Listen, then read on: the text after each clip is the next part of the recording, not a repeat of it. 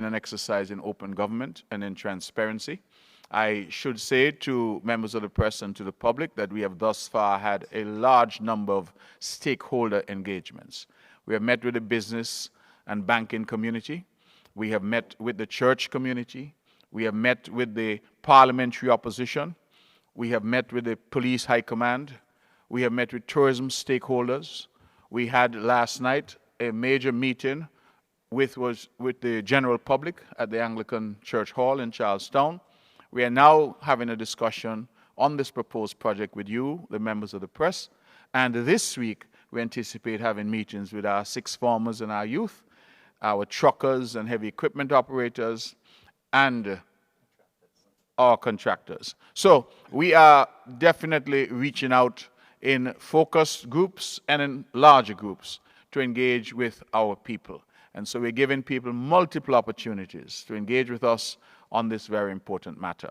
As I said last night at the town hall, I want to emphasize that despite the negativity and despite the rhetoric that we have heard, this government has not yet signed any agreement in relation to this development. We are having these engagements, consultations, and public discussions in order to better inform ourselves and better shape the way forward. At the end of the day, we are the government elected to lead the people of Nevis. And as a result of that, we must lead. But part of leadership is also the ability to listen and the willingness to take on board the views and opinions of our people. And that is exactly what we engaged in. Of course, I understand the press will have more questions than views and opinions, but the idea really is to ensure that we share with you as much information as we possibly can. Now, the format this morning, as you would have heard, we have asked the Honorable Spencer Brand to present a slideshow which drills down and gives some greater details as to this project, and thereafter we hope to get into the questions and answers from you, the members of the press. So thank you all for being here. For those who are on their way, we hope that your steps will be hastened and that you will be safe, and we look forward certainly to this very, very important engagement. Thank you.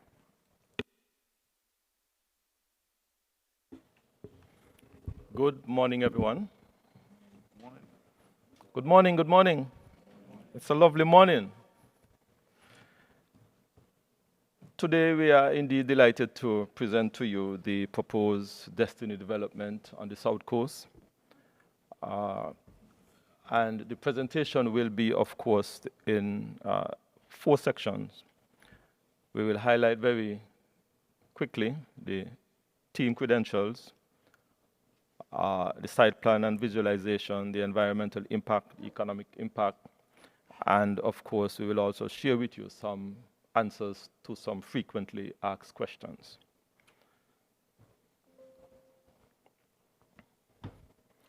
The project team, we would have heard the name Oliver Jensen, who is the founder and investor. We have also heard the name of Graham Brooks, who is one of the project lead. We have also Stephen Carvin, who is the Chief Financial Officer. We have Georgina Atkins, who is the Chief Sales Officer. We have Ben Hudson, who is the Chief Operation Officer. We have Professor Tom Bell, who is a civil... Next slide is now who's controlling the slide. We have Professor Tom Bell, who is a civil and constitutional law consultant. We have Professor Mark Baer, OBE, who is a judicial systems and ADR consultant. We have Professor Eric Luna, who is a criminal and constitutional law consultant on this project. We have Andreas Buch-Gardner, who is a SEZ governance consultant. And we have Dr. Dawn D. Ketu, who is a Commonwealth law consultant. The architectural firm who are being consulted on this project is a firm named SOM, who is Skidmore, Owens, and Merrill, and they have been in existence since 1936. Their history would show that they would have designed 1 in every 250 square feet of built property in the United States of America. And that is significant. When you think of the expanse of the United States of America, here is one design firm that have designed one in every 250 square feet in the United States. They have received many awards, well, 6 awards from the AIA, that is the American Institute of Architects, for 25 years. They would have done some 10,000 projects in over 50 countries. They have had 87 years of innovative design and 2,200 international design awards. The project team also include WSP, civil engineer and infrastructure engineer consultant. They have, as a part of their team, Ryder Levitt Bugnall, who is the cost estimate, what we will normally call the quantity estimators. They have as well marine engineers, as their marine engineer and coastal engineer, H.R. Willingford. They have Deborah Vosnan, who is an advisor. They have as well, for the marina projects, who is going to deal with the marine design. And they have Crabtree Group, Inc. as one of the advisors as well. To the site plan, that is a pictorial view of what the site is expected to look like. And we are hoping that that will be maintained during the entire phase of their construction. They will be using a number of design principles.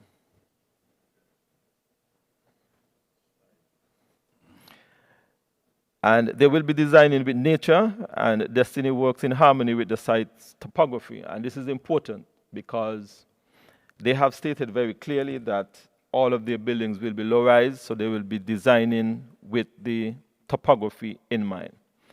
They also will be designing as family-oriented neighborhoods, in that their design will be very intimate, very family-oriented, and there will be neighborhoods throughout the entire development of the Destiny proposed development.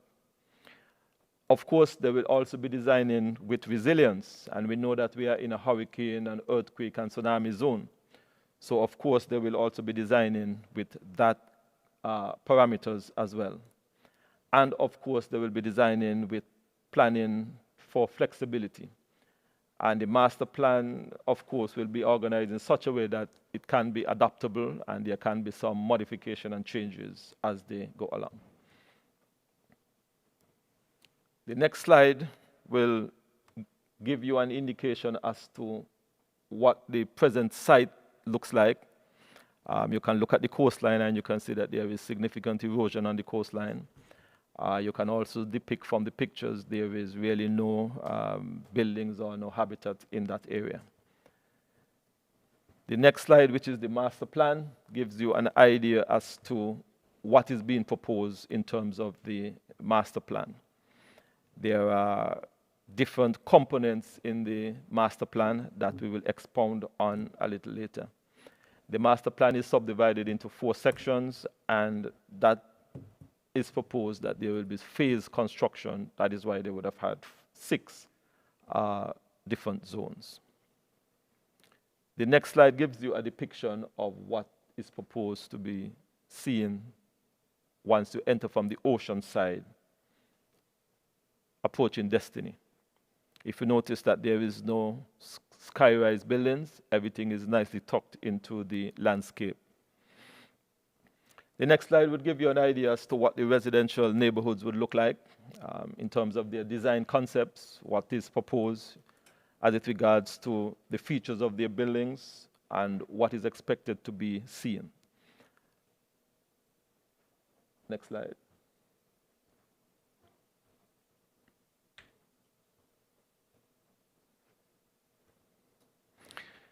This gives you an idea as to what the neighborhood amenities will be. There will be retail shops, there will be health facilities, there will be sporting parks, clubhouses, hotels, lawn areas, I have also noticed that there will also be a cricket field, so those of us who hope to get back into some cricket, like Alexis when he was much younger and he was representing Nevis as a cricketer, we can also try and rekindle that once again. There will be some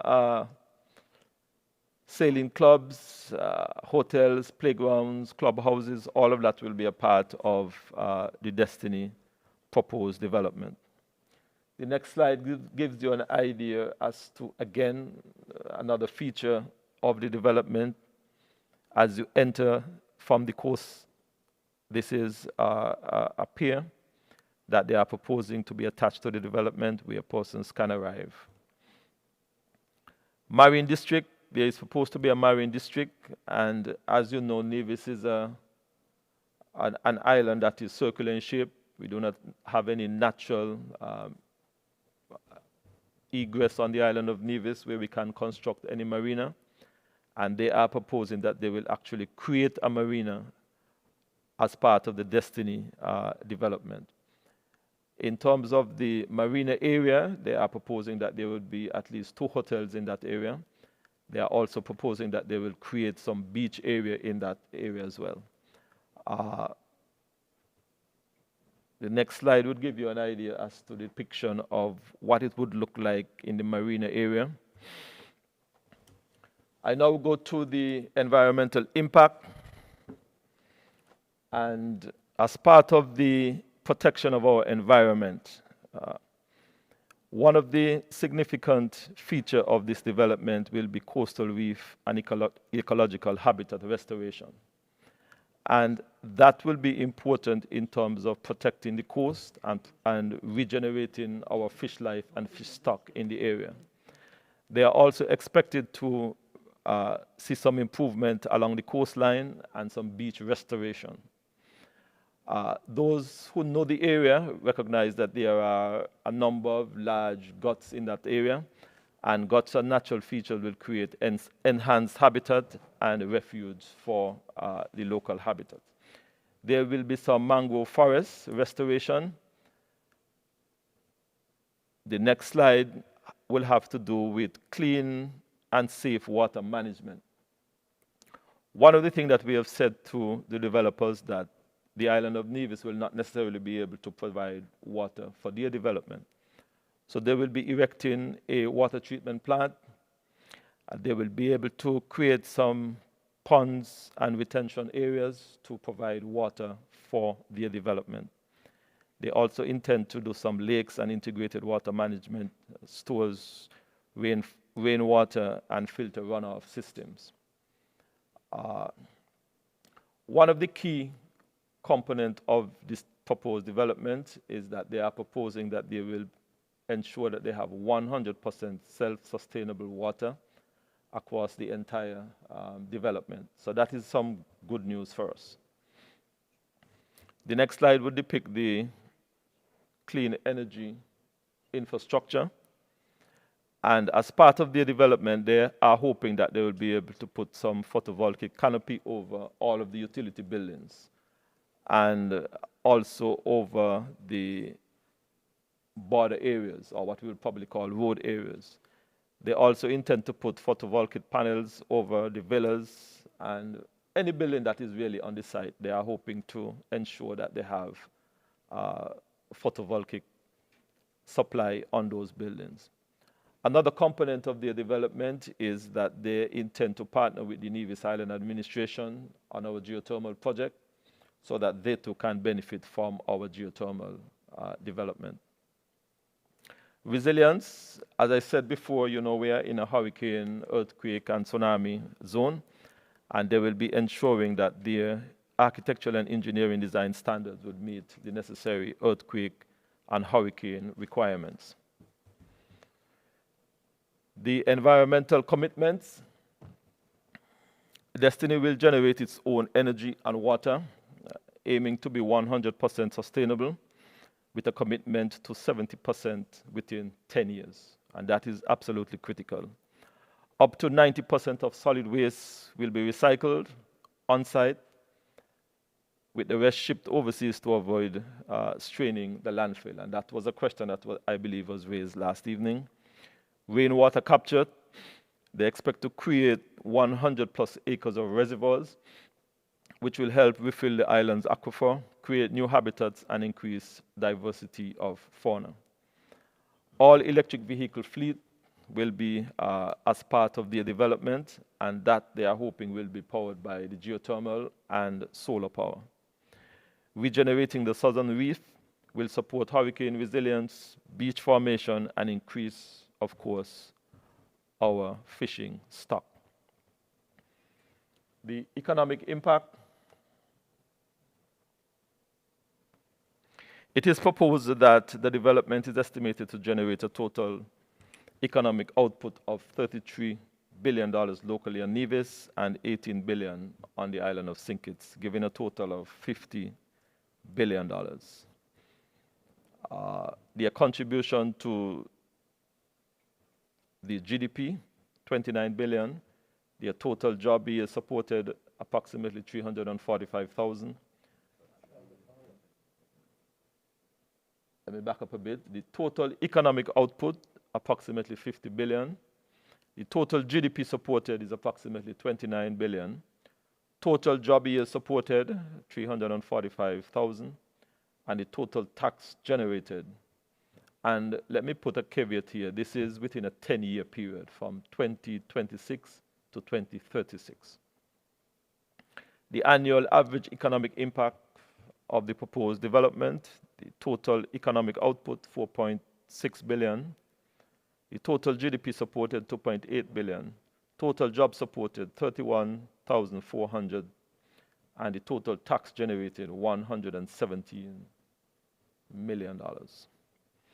We expect that there will be a significant contribution across all sectors of our economy, in agriculture, manufacturing, of course, utilities, construction, wholesale and retail, transportation. Just every sector of our economy is expected to be impacted by this proposed development. We now move to the direct commitments. And the direct commitments to the Nevis Island administration in the first instance is 50 million guaranteed revenue for Nevis over a 5-year period. And this is proposed to be spent on the hospital, on also the Long Point Port development, and of course, any other proposed projects or development initiative that the Nevis Island administration may wish to put forward. We expect that there will be a 20% profit share for Nevis, and that will be for the life of this venture. 10% will go directly to the NIA, and 10% will be placed in a sovereign wealth fund. $1 million on an annual basis will go towards the scholarship fund for the education of our children. 5% profit share will go to locals, as locals will also benefit directly. One of the other initiatives will be the obligation secured via lien on developers' properties to enforce strong performance, key perform indexes. Now, we have had many questions that have been asked thus far throughout this process, and one of which has certainly been Destiny will remain open. Well, whether or not Destiny will remain open to the public, and that will be the case, that Destiny will be open to the public, including our beaches. We have made it very clear over many decades that all of our beaches on the island of Nevis are public.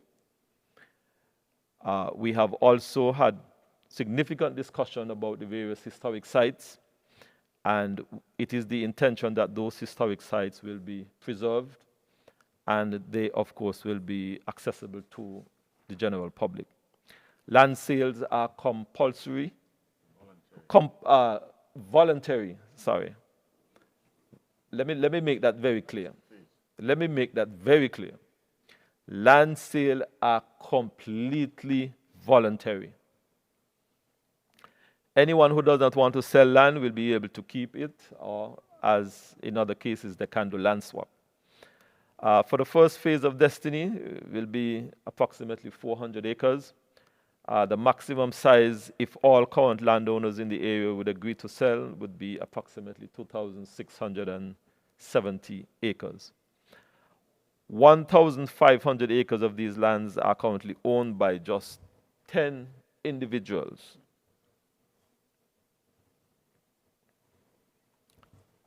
Our companies, and we all know that there has not been any development in those areas for many decades. We are also happy to see that there have been strong interest from Nevisians and Kittitians to purchase property in Destiny. This is not only a project for, as you would say locally, foreigners. I believe that it is important to highlight as well that the Nevis Island administration has not signed any agreement or any deal as yet. We are still in the negotiation phase, and of course, any deal will have to be passed in the parliament before it is finally approved.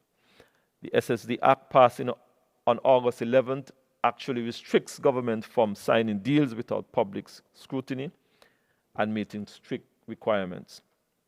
If the government wanted to give special concession to Destiny, it could have done so with a dedicated Destiny Act in August instead. Destiny will pay damages up to $75 million if it fails to meet strict commitments, including construction and capex timelines. If it fails to pay these damages, any land in its possession will be forfeited to the government and people of Nevis. Destiny will lose its SSD status if it does not meet its commitments and deadlines. The government would also only owe damage if it terminates Destiny's SSD status without good reason. This protects investors and property buyer confidence. Any damages would be based on Destiny's costs for less than $75 million today. Land. Destiny expects to remain open to public, including its beaches. Sorry, I gone back. Oversight. Destiny remains fully bound by the Constitution of St. Kitts and Nevis. It cannot and will not be a state within a state. And I believe that there has been a lot of chatter that it is, but our Constitution will have overriding supremacy in the Destiny development. Like many special zones around the world, Destiny will have its own internal rules and regulations, but these must be and can only be approved and enacted by Parliament and remain subject to national law. I think that is absolutely important. For comparison, the Dubai International Financial Center has its own courts and regulatory systems while operating under the sovereignty of the United Arab Emirates. Similarly, Destiny courts and security remain fully bound by the Constitution of St. Kitts and Nevis. Importantly, under the jurisdiction of the Eastern Caribbean Supreme Court, the Privy Council, and our Director of Public Prosecution. And we now entertain any questions from the media.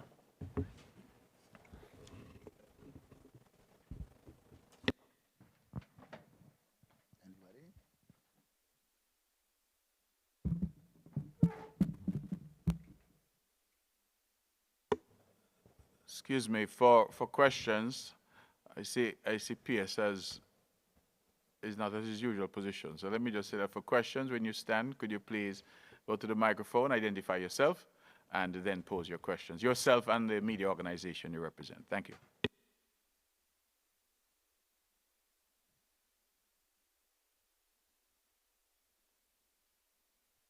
Good morning to all. Shamika Bajin, Von Radio. Can a person who has economic citizenship be registered to vote? If no, are you at liberty to say if anything will be put in place to allow these individuals to vote? Question 2, is the NIA cabinet satisfied that the general public is adequately informed about the Destiny project? And this one goes to the Premier. Can you, Mr. Premier, state to the public if there are any consequences, so to speak, if this project doesn't come to fruition? Thank you. Ms. Maloney, thank you very much. I think the slideshow answered your last question. Ms. Budgeon, sorry. What am I saying? Ms. Budgeon, please forgive me. I think the slideshow answered your last question. There, of course, are consequences. What has happened is that over the years, we have seen a lot of unfinished projects all across St. Kitts and Nevis. And we are in a situation where oftentimes there's very little the government can do. And these projects are simply abandoned in some cases, and they mar the landscape. So what we are seeking to do, Ms. Budgeon, is to ensure that we learn from those mistakes and we build in performance guidelines and penalties every step of the way. So while it is still being negotiated, the agreement contemplates that it will have timelines. So these developers must do certain things by a certain time. And if they fail to do it, there are consequences that flow in terms of penalties and payments that they would have to make. But that is a matter that is still under active discussion, but that is currently the proposed mechanism to keep them accountable. In relation to, are we satisfied that the general public is informed enough? When I hear a question like that, I'm not sure how to answer it, because there has been nothing being discussed in this country for the last, I would say 2 months, 3, possibly. SSZ, they say, is more popular than ABC. Everybody's talking about SSZ. Everybody's talking. So I am not sure myself. As a government, we recognize that there's been a concerted effort from some quarters to give misleading information. And so we appreciate that there's some level of confusion out there. We have seen diagrams where half of Nevis is designated as the proposed zone. We have seen allegations of no access to the beach, no access to fishing. We've seen a number of things, state within a state, all kinds of things are being said. I actually, sometimes people look at these things and they despair. And they say, you know, this is really not good. I see it as democracy at work. And democracy is not always nice and orderly. Sometimes a bit raucous. Some may say a bit messy. But at the end of the day, I think that we ought to be proud that in St. Kitts and Nevis, we have the right to state our minds and to state our opinions. Even when those opinions may be based on falsehoods, we are still able to voice our views. And sometimes I feel that we forget to be grateful, because it's not so in every country. And so I get a lot of licks, the cabinet gets a lot of licks, but I still celebrate the fact that people have the ability to give us licks. Because I think that's democracy at work. And when we sign up, we know that we engage in a dynamic process. In terms of information, I've outlined that we have had a number of meetings already as government. We have been engaged with the public through various media. We have talked about this through speeches and various engagements. But in terms of consultations, we have thus far met with the business community, the banking sector, the churches, and we're talking about meetings that were very well attended, the tourism stakeholders. We met in this very room with the members of the parliamentary opposition, shared with them the information, took their questions. We have met with the police high command, again, in this room. They voiced their concerns and made their recommendations. We are continuing to have those discussions with everyone. We are having this meeting now. Last night, we had a packed house at the Anglican Church Hall. And this week, we hope to meet with a standing room only at the Anglican Church Hall, I'm told, last night. And then tomorrow, is it tomorrow? Thursday, we meet with our sixth formers and our youth. We meet with our contractors and heavy equipment operators. So the reality is, Ms. Budgeon, we are trying to saturate the island in terms of discussions and engagements. All of these discussions now, just like today, are going live. People are out there, they're able to listen. In fact, someone shared with me last night that at that town hall, we had over 1,000 people on the live. So people are paying attention, and we're trying our very best. I will go on record to say that no development in the history of Nevis or St. Kitts has had this level of public discussion and consultation. None. No government has ever come to the people as we have come in this way. And so when I hear some allegations about secrecy and lack of information, my view is some who are saying they don't have the information, I don't know what they're searching for. Because even when you give them the information, they resort to, oh, that is misleading, or you're not telling them the truth. So maybe they just want to hear what they want to hear, as opposed to the actual information. In fact, I was very surprised to learn that there were efforts afoot last night asking people to boycott the town hall. And I said, well, how is it that people are asking to boycott and at the same time asking and saying they don't have information? If information is to be made available, then you must attend, you must listen, and you must inform yourself. So we are trying everything we can. I will also emphasize, as Minister Brand said, that this development is the first of its kind in terms of openness and transparency. Why? Because this agreement has to be made public. Not if, not but, not maybe, not dependent on any of us here, but by law. Under the relevant SSD legislation, it mandates, at Section 7, I think it is, that this has to go to the Parliament. And in the case of this development that is proposed for Nevis, it has to go to the NIA, that is the Nevis Island Assembly, and it then has to go also to the federal Parliament. So this process that we engaged upon now is really at the very early stages. I say that to say this, that any agreement that we as Cabinet were to say, okay, we are comfortable with, we have then to signal that to the federal Cabinet. The federal Cabinet then has to say they're comfortable with it. They signal that to us. We then have to go to our Parliament to pass a bill into law, which incorporates the agreement. And if you know how our parliamentary process operates, that bill would be circulated. There will be a first reading. There will be a pause. And then we go back to Parliament at some later date for a debate and a second and third reading. I say all that to say that nobody in Nevis is going to wake up one morning and find that we have created a zone. It is legally impossible to do that. And so a lot of the remonstrations that people have been making are simply not true. They're based on fantasy, not on fact or on what the law requires. I will go further, as I did last night, and say that we have had a Four Seasons in Nevis for 35 years. I don't know about you, Ms. Budgeon, but I have never seen the Four Seasons Agreement. It probably is in some drawer somewhere. But the Nevisian public has not seen the Four Seasons Agreement.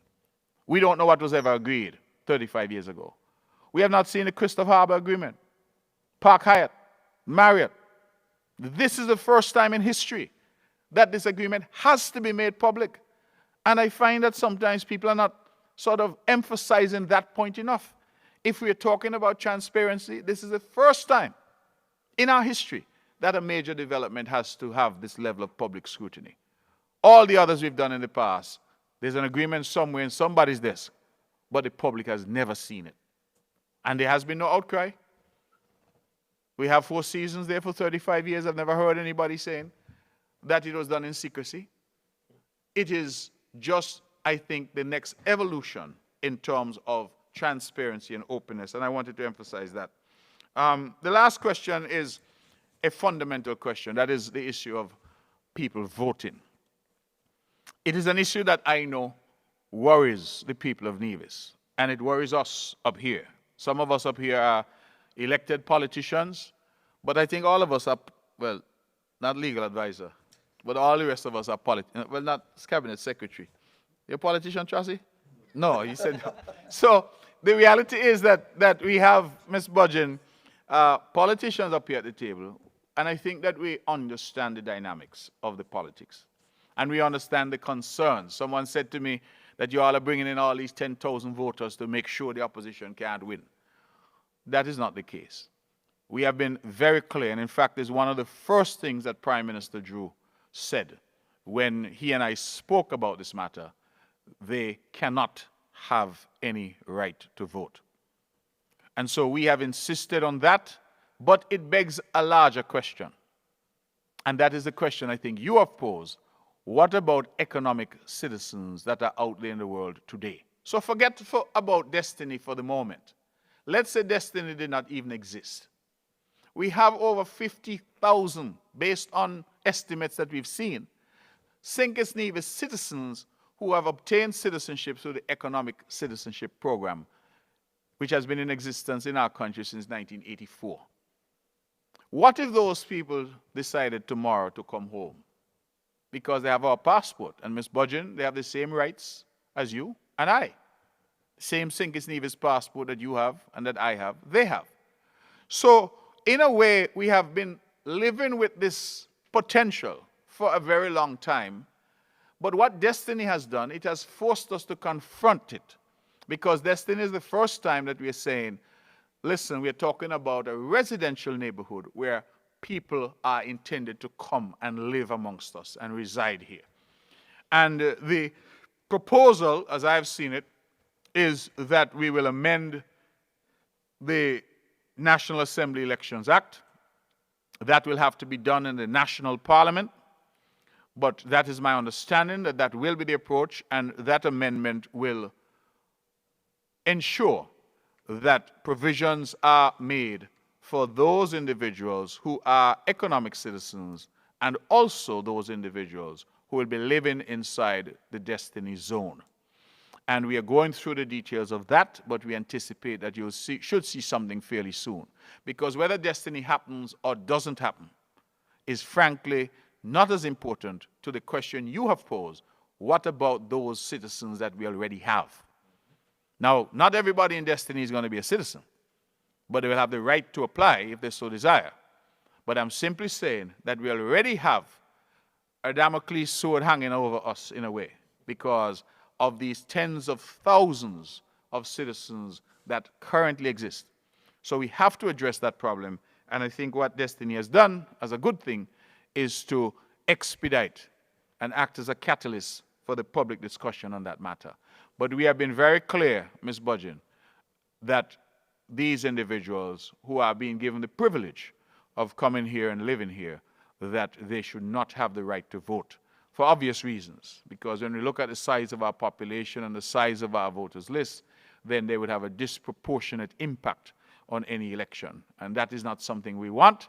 We want to ensure that elections here continue to be a vote by the people for the government of their choice. And when I say by the people, I mean the people of Nevis and those who have the right to vote, who have come from other parts of the world in circumstances where they are CARICOM residents or Commonwealth nationals, as the case may be. So I just wanted to be clear on that, because that is a concern that was addressed from the earliest stages of these discussions, that there could be no right to vote. And we would want to address that frontally and directly, that that is non-negotiable so far as we are concerned.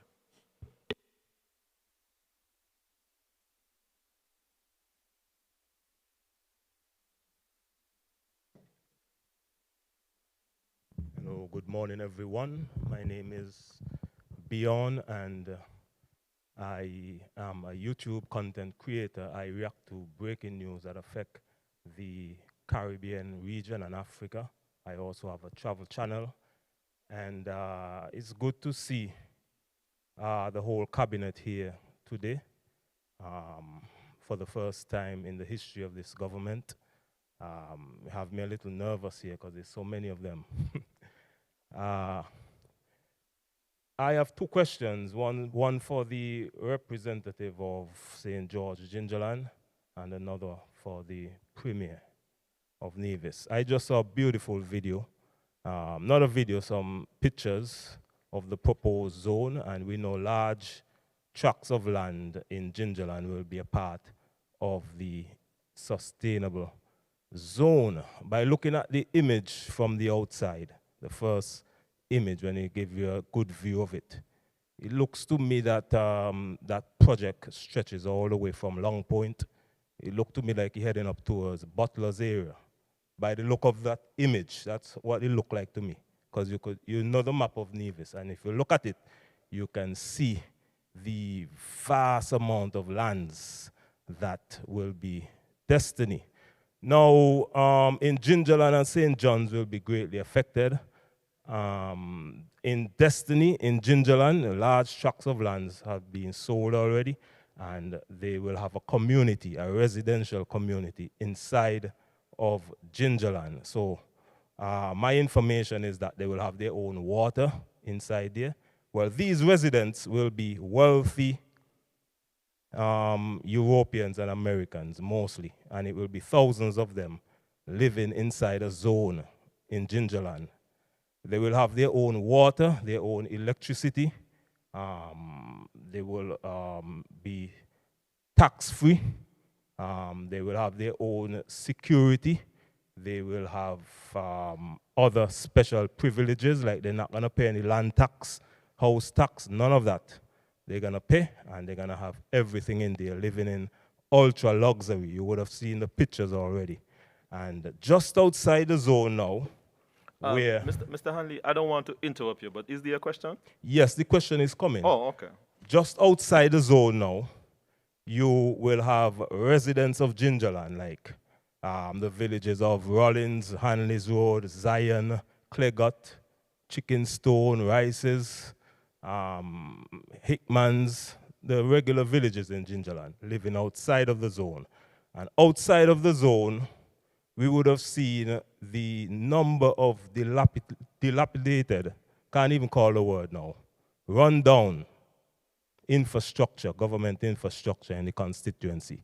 The Gingerland Public Market, the Gingerland Hard Court, the basketball court, netball court, no lights is there. It is in a state of disrepair. The Hard Times playing field, I was playing cricket there the other day, no lights. I was there and it was darkness. You have the public library over there, abandoned for many years. We have a house right next to the police station, abandoned for many years. The health center on the main road, abandoned for many years. Horse race track down at Indian Castle is now a dumping site. The cattle farm. The question is coming. So you're eating up the time, Mr. Hanley, with a speech. This is intended to be a discussion on the SSZ for us to share information. There will be other opportunities, no doubt, for you to give a speech. Yes. But please, we are looking to get into the questions. Well, if the question is there, I can't just ask questions randomly. No, but so you're going along with a half-an-hour speech before you can ask a question. That can't be acceptable. There are other members of the press here who would like an opportunity as well. The question is coming. Well, now. please bring it forward. Let us deal with the question. My point is, outside of the zone, we will be living, because I'm a resident of Gingerland, we live in dilapidated conditions outside of the zone. And then inside of the zone, you have thousands of wealthy residents in there living in luxury, tax-free, free water, electricity, all of that. My question is, can the representative of St. George, Gingerland, let us know his big idea for the economic development of Gingerland outside of the zone, and approximately how much acres has been sold already to Destiny inside of the zone? See, that's this question. You see how simple it is? Yeah, but it took you half an hour to get to that one. So could you ask the other one as well? The next one is for you now, Okay, so could Mr. you ask that one quickly as well so we could take note and be able to answer? Grateful. Thank you. The question will be very quick to you. Destiny, you mentioned it will be approximately 10,000 residents living in Destiny. Those residents will be citizens of this country. And as a citizen, the Constitution says you can vote and you can run for office. So in the future, you're saying Destiny people will vote for CCM. I am saying they will have enough. You're saying that's one of the fears, but what I am saying now, No, you're saying that is one of the fears, but what I'm saying now, with 10,000 citizens inside Destiny, they have the money and everything, they can form their own party and run their candidates and win easily and take over the country easily. You are saying that you will wake up one morning and change the Constitution to stop citizens of this land from voting. For over 40 years, you would have said not even a comma the governments in St. Kitts and Nevis could change in this Constitution. Not a full stop. Nothing that changed in over 40 years. And you are telling us you're going to wake up one morning and you're going to change the Constitution of St. Kitts and Nevis to ensure that citizens of this land do not vote. They will be citizens. If somebody from down the islands and people who don't live here can come and vote, surely citizens living here can vote and run for office. So my question to you, Mr. Premier, is How do you propose to change the constitution of St. Kitts and Nevis to ensure that citizens of this country do not vote? And yes, it is finished for now. Good morning, everyone. First of all, I have to say that I'm a little disappointed, Mr. Hanley, because I think you have insulted the people of Gingerland to say that we in Gingerland are living in dilapidated conditions.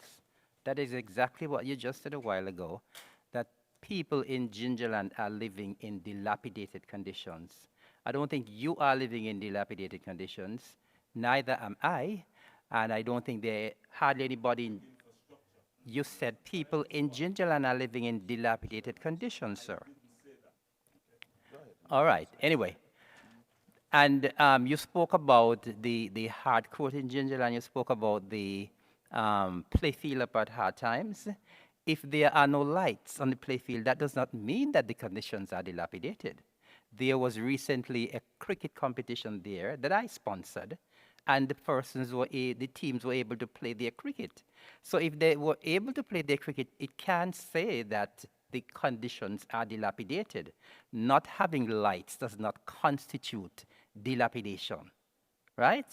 So you probably need to qualify and quantify what you mean by dilapidation, because if the conditions do not have specific lights or any other amenities, it does not mean that they are dilapidated. With regards to, you said that a large portions of lands have been sold in the Gingerland area.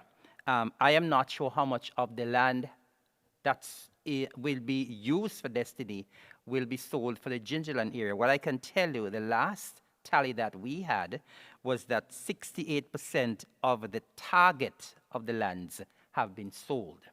You also said that the person, you also mentioned as well, which is, I believe, some misinformation. You say that most of the persons who will be living in the zone will be wealthy Americans. We don't know who we don't know whether they will be Americans, Europeans, or where they're going to be coming from, because we are not the ones who will be promoting the development, and we are not the one who's going to be selling the units that are there. So we cannot come and say that most of them will be Americans. We are not sure. You said that wealthy Americans will be living there and Europeans will be living there, and we in Gingerland, who will be living outside of the zone, will be living in dilapidated conditions. You also mentioned that apparently, based on what you saw from the slide, that the zone is going to stretch all the way to Hickman's. That is Butlers. That is absolutely false as well. The specified area that we are looking at is going to run from the Long Point area to border the Indian Castle Orchard. And so in essence, we are not going all the way over to Hickman's and Butlers as you suggested. The map did not suggest that either, right? And so we want to just qualify that and make the record straight that the zone will not stretch to Butlers. Okay? Thank you. You want? Mr. Hanley, I want to add a few comments as well to your questions. You indicated that in the zone, people will have their own water, own electricity, and own security. If you could recall, this is a special sustainability zone. I want you to focus a bit on the sustainability part of what we are trying to do. And in sustainability, it means that you must be able to provide certain basic services and important, well, essential services. Two of those essential services, water and electricity. I would add a third, waste management. So if you were to look at the Special Sustainability Zone Act, it speaks very specifically to anyone who is applying for a special sustainability zone to be able to provide those essential requirements. So it is not that we are saying to the rest of Nevis. That here it is, these developments would have free electricity and free water and ways in which that they can dispose of their own garbage, while the rest of us have to. It is called a special sustainability zone for that specific reason. I believe my colleague would have also dealt with the scope of the development. I think he answered you that you said it take up all of Gingerland or something like that. My colleague would have dealt with that, so I don't need to go into that. You also spoke about change the constitution overnight. And I marvel when you spoke about change of the constitution overnight. I believe that you are old enough to know that some years ago, the island of Nevis, you are older than the Constitution. Well, you see, more power to you. We would recall that on this island, the people of Nevis sought to enact a particular clause in the Constitution. And I believe that you are astute enough to know the challenge and the difficulties that we would have encountered in changing or enacting that clause in the Constitution. None of us up here can change any constitution of St. Kitts and Nevis overnight. That can't happen. It is a very high bar that has been set for any change in the Constitution to occur. And as you said, you are old enough, as old as the Constitution, to know that changing the Constitution overnight is not something that can happen easily. So I would leave that there. Just before the Premier comes in, I just wanted to just strengthen the point that Minister Brand just made with regards to the water and electricity, because the law provides that. It is the law mandates that they must provide their own electricity and water. And the electricity, of course, I think 70% of it has to be renewable.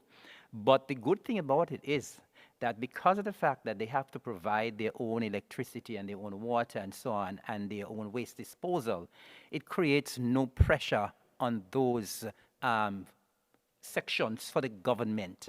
And so the government will not, there will be no pressure on the water supply that the government has for the divisions and residents of Nevis. No pressure on the electricity grid that we have as well, and no pressure on the waste disposal that we have. Just wanted to highlight those. Minister, Honorable Premier. Let me continue from where my brother Eric left off. He said no pressure, but I think that I have been trying to use the analogy with the Four Seasons Resort, which is a significant development that came 35 years ago. And what I would say to the people of Nevis and to members of the press here, the government, the taxpayers of Nevis provide electricity, they provide water, and they provide waste management for Four Seasons. Now, the average Nevisian may not know the pressure that that creates on our system, but I could tell you, when we have, for example, water difficulties, one of the big problems we have is the extent of water that the Four Seasons consumes.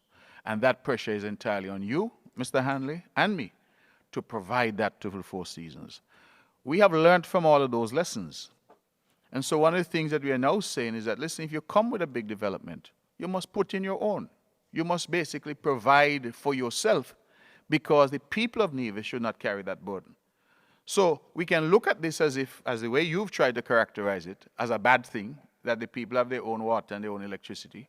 We look at it, and we look at it as a very positive development, that the pressures that would ordinarily fall on the taxpayers of Nevis have been removed. And that is what we're talking about, sustainability. It will be for them to provide what they need to provide. Now, I understand, Mr. Hanley, why you're saying that the zone goes from Butlers, because you started that particular misleading statement. I think I saw you draw a green line about half a Nevis, and you distributed that on your widely watched YouTube channel. And it wasn't on YouTube? Okay, so you only try to mislead people locally, not internationally. Because that map, I said, I'm so happy you put the line in green. Because, yes, I did. I said, I'm happy that you put it in green. So, the reality is that the zone is nothing to do with butlers and those areas. And we need to just stop peddling these types of claims. If we're going to have a credible, sensible debate that befits our stature as an educated public, I think let us get rid of all the efforts to mislead people, and let us get down to the brass tacks of what it is proposed and get legitimate feedback in terms of how we can negotiate something that is better for the people of Nevis. So that is really where we are. In relation to those lands, I have said repeatedly that the lands have attracted a lot of recent attention. In fact, some people are discovering all kinds of things on those lands. I'm told the only thing left for us to discover now is gold, frankincense, and myrrh, because everything else is suddenly new. And what it tells me, I actually smile, because it tells me that a lot of people who are talking about the south coast of Nevis actually know nothing at all about that coast. They're visiting it for the first time. And many of them are activated by certainly political persuasion and politics, because they're going over there, they've seen it for the first time, and they're acting like they have discovered nirvana. The reality is that those lands have stayed over there for a very long time. Last night there was a debate from one member of the audience whether it's 100 years or 50 years. But whether it's 100 or 50, they've been over there for a very long time with zero economic activity. And so we have that quadrant of the island which has not been performing in terms of adding to the jobs, to the economic advancement, or to any of those for the island of Nevis. We now have an opportunity for a development which will transform that area. And the lands that are in that area, as you would have seen from the slide, almost 1,500 acres of those lands are in the hands of just 10 people.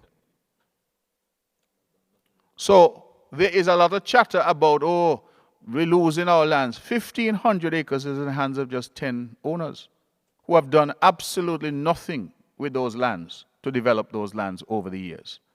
And so we have to look at it, and we can, of course, decide we don't want any development over there. Let it remain as it is. And if that is the decision of the people of Nevis, then so be it. But I have an obligation, Mr. Hanley, to the 200 plus young people that will be coming out of school next year. When they look at me and they say to me, well, Premier, what are the opportunities for us? What am I going to tell them? Go over there and walk about, put your foot in the water over there. That is what I'm going to tell them? Or I'm going to tell them that this is a government which is trying to get development so that they could have a future? When youngsters like yourself, Mr. Hanley, go away and study, would you not like to come back to opportunity? Well, you did that already. Well, we want more to do it. We want our people who are overseas, the first, second, and third generations, to come home, be a part of what we're doing. How do we create that? How do we encourage our own people to come and lend their energies for the development of Nevis? I see a lot of people now have a lot of opinions. You know the one thing I notice some of them aren't saying? That they're coming home. They're sitting down wherever they're sitting down in America, and they're trying to tell us here what we should and should not do, but not one of them is saying, I'm making plans to come home to Nevis and to be a part of this island. I've just been handed a note here to say over 1,000 students will be out of school over the next 5 years. On an average of 200 plus a year. Over 1,000 in the next 5 years. What am I going to do? When they come to me and they cry and say they don't have jobs, am I going to cry with them? No. This government, this cabinet must provide opportunity for them. And whether it's destiny or it's something else, we cannot constantly have this fear-mongering and be afraid of development. The island has to move forward. Now, Mr. Brand has attempted to answer you about the Constitution. And Mr. Brand is a very tolerant fellow. Because the way I wanted to answer you, Mr. Hanley, is to ask you to explain to us at what point did the Premier of Nevis ever say that we will be amending the Constitution? I've never said that. Right? Whether overnight, I have never said anything about any amendment to the Constitution. And that is why, going back, Ms. Budgeon, you ask, are the people of Nevis satisfied that they're getting information? Sometimes you're talking, but people are not listening to learn. They're listening to respond. If anybody has been paying attention to what has actually been said, Mr. Hanley, we are talking about an amendment to the National Assembly Elections Act. That is not the Constitution. It is the National Assembly Elections Act, which sets out who can register, where they can register, and all of those considerations. And what we have said to these developers is we have a concern not only about your potential residents, but also about the economic citizens that are currently out there, that if they were to be able to come in and vote, the result would be, as you have described. They can swamp the system, they can overnight transform the system. You don't want that, I don't want that. And so we have said to them very clearly, that is non-negotiable. That is the posture of the government. And I can reference Premier Drew because he also said that his position is that is non-negotiable. That is why we're discussing going into the Parliament, Mr. Hanley, to amend the National Assembly Elections Act, not the Constitution. So please, as a journalist, YouTuber, get the language right, get the facts straight so that you don't mislead yourself and you don't mislead others. And don't say that I say things that I know nothing about. We are seeking to amend the legislation which governs the right to vote and how voting rights are exercised in the country. That is legislation that is passed in the National Parliament, and that is legislation which can be amended in the National Parliament. So I hope that this is the last that I hear of things that I supposedly said, but which in fact are fantasy. So let us proceed, as I said, on a fact-based discussion. I think that is very important for the country. People are tired of all the misleading rhetoric. We're here as a government, entire cabinet, and we are here to share factual information with you and with the members of the press. Thank you. Before the other person comes to the microphone, I just wanted to add something as well. The Premier mentioned that, of course, we as an administration, we must be able to provide job opportunities for our students who are coming out of school on an annual basis and other persons who live here. Of course, as well, we must recognize that ever since the COVID-19 pandemic, this administration, as well as the administration in Bastia, has been saying that there is the need to diversify in terms of how we provide jobs and what we can do to provide more opportunities for our people.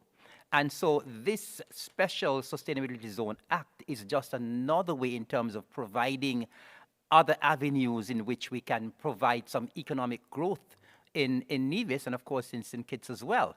Since the COVID-19 pandemic, we realize the nature of the tourism industry. We realize what happened with the tourism industry when COVID-19 pandemic passed. And so, of course, this administration has been doing things in terms of its diversification. We introduced the film industry. And, of course, as well, we have to be online gaming. We have to bear in mind as well that the Citizenship by Investment program, we know have had some problems recently. And that has been the engine for St. Kitts and Nevis over the past years. And we must, at some point in time, try as much as possible to do some diversification. And so this SSZ is just one aspect of the diversification that this administration is trying to implement.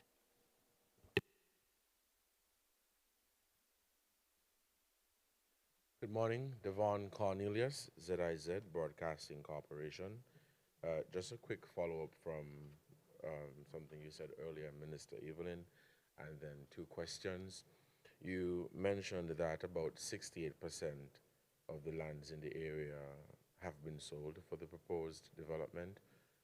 Could you clarify the acreage?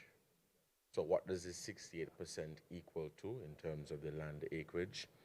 And my two questions, going back to the presentation by Minister Brand, when he made mention, well, the presentation made mention of scholarship opportunities.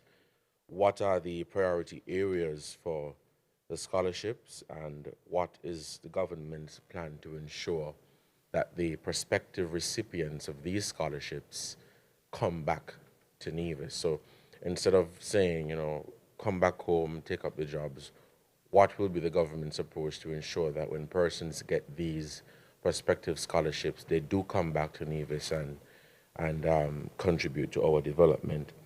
The second question I'm not remembering who, but someone made mention of, I think it was you, Minister Brand, of damages. So if the development doesn't come through on Destiny's end, I think you made mention of about 75 million US dollars or something like that. Then you mentioned that the NIA would face some sort of damages if the development were not to come to fruition from our end. Could you clarify that? And what are those damages that the NIA would possibly face if the development doesn't come through on our end? Thank you. The quick calculation in terms of the 68% of the targeted area is just about 1,700 acres. That's the answer to the question. In terms of the scholarship and priority areas, the Nevis Island Administration on an annual basis publish various areas that they would encourage our children to apply for scholarship. We have, I honestly can't necessarily remember all of the areas, but we have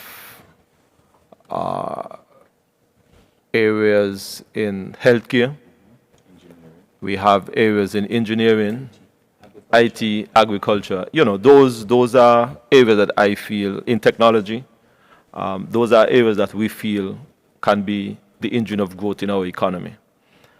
You also asked about how are we going to ensure that they return home to the island of Nevis. It is our hope that we will ensure that there is a bonding mechanism. I know that is something that the government would have used over time, where they receive these scholarship and they are bonded to the island for 5 years, 10 years, whatever the period is. But that is one of the mechanisms that we are hoping that we'll be able to use to ensure that these persons who are recipients of these scholarship can return and help us develop the country.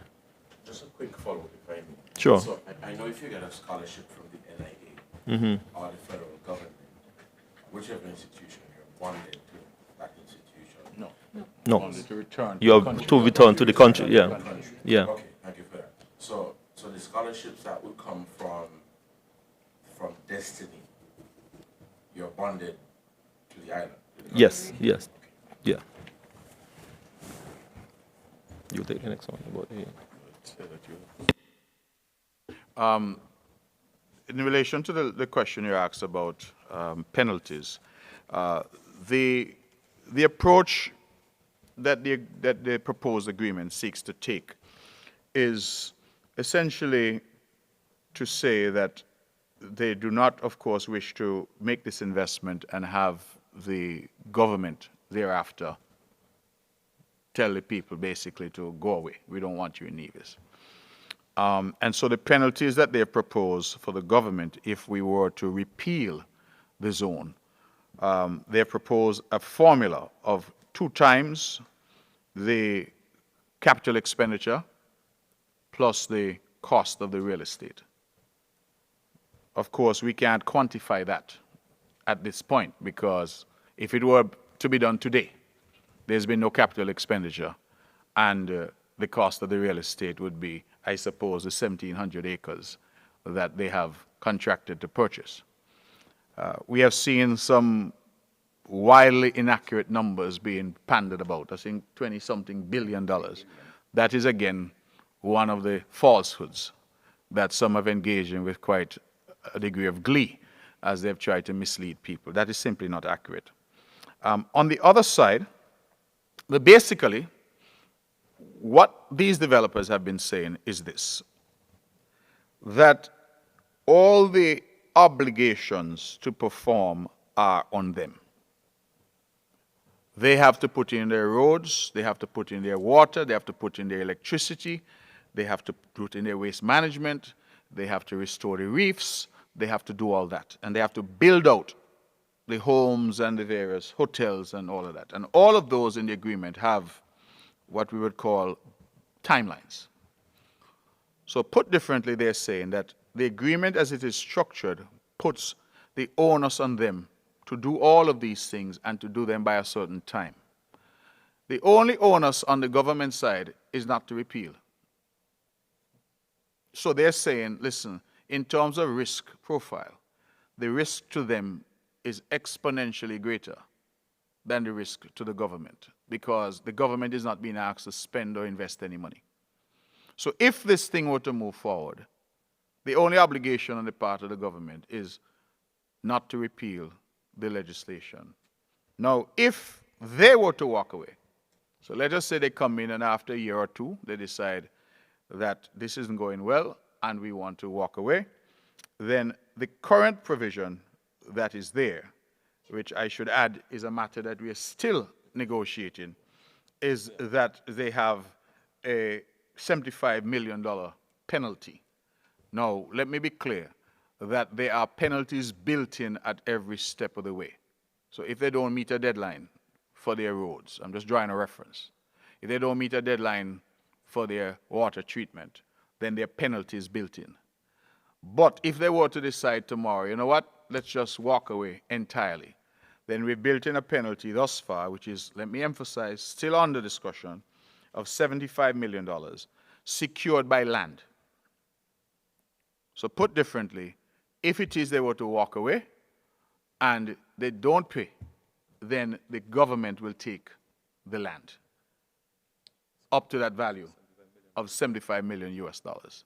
So that is the current discussion that is happening in relation to that.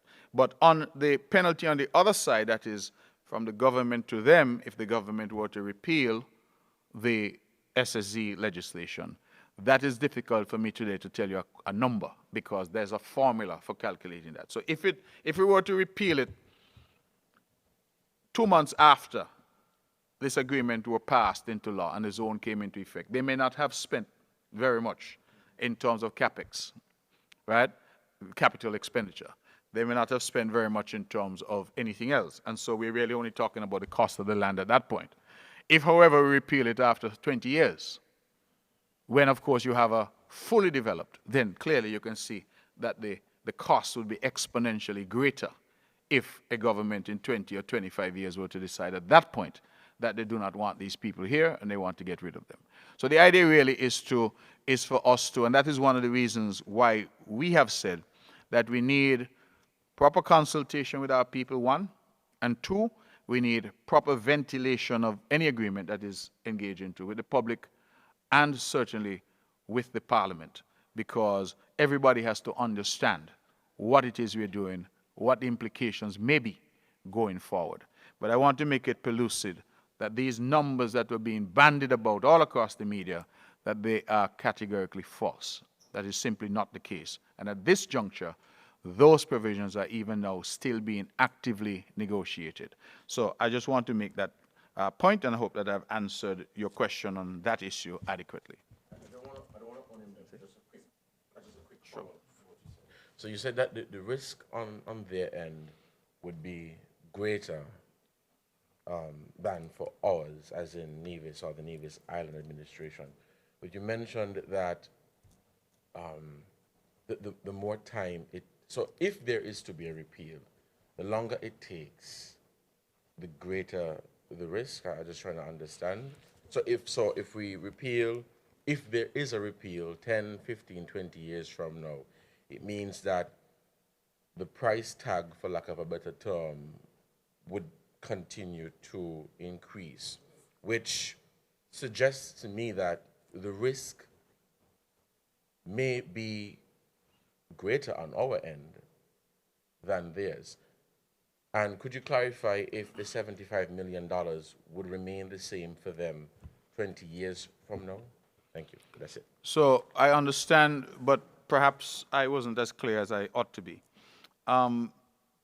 Clearly, if in 10 or 20 years that project is there, then it means that that project has been wildly successful, because it means that the benchmarks that are built in have been met. They put in their water, they put in their electricity, they built their homes, they built their roads, and all of that is there. 20 years from now, we should have a thriving community there. So you're right that the cost, because it's capex, it's capital expenditure. So clearly your capital expenditure in year one or in 6 months, let me use that, should be a lot less than your capital expenditure in 10 years if you continue to invest in that development.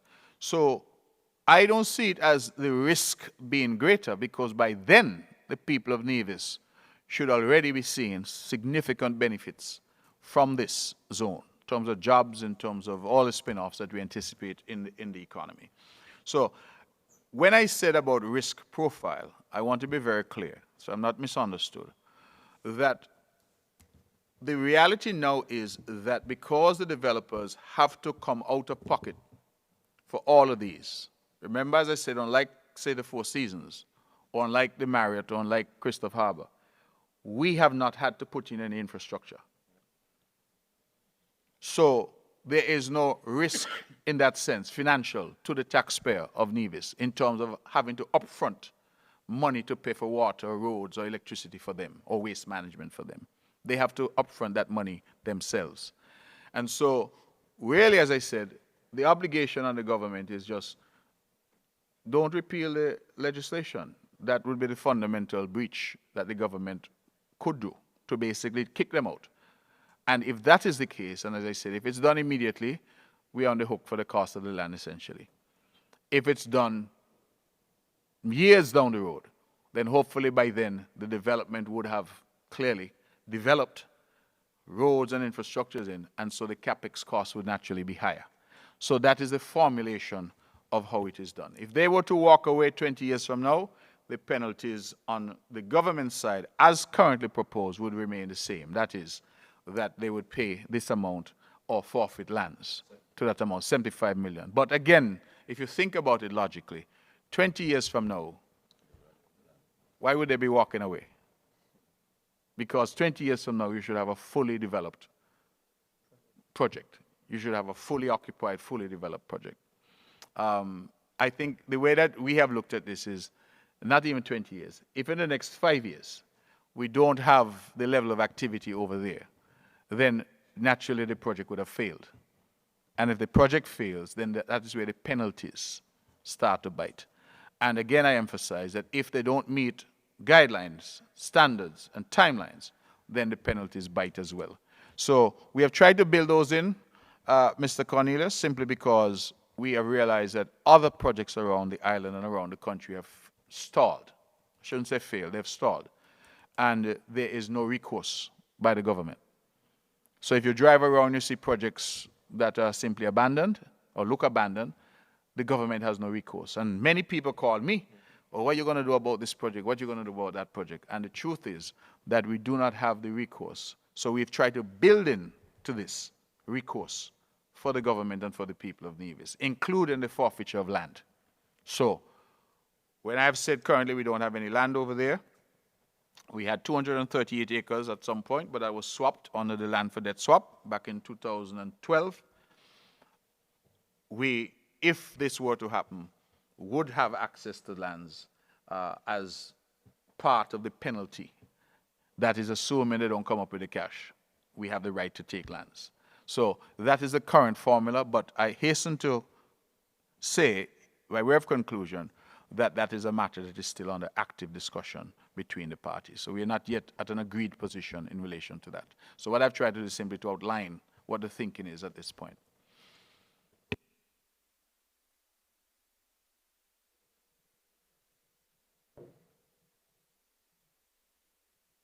Good morning, Glenn Bart from SKN Newsline.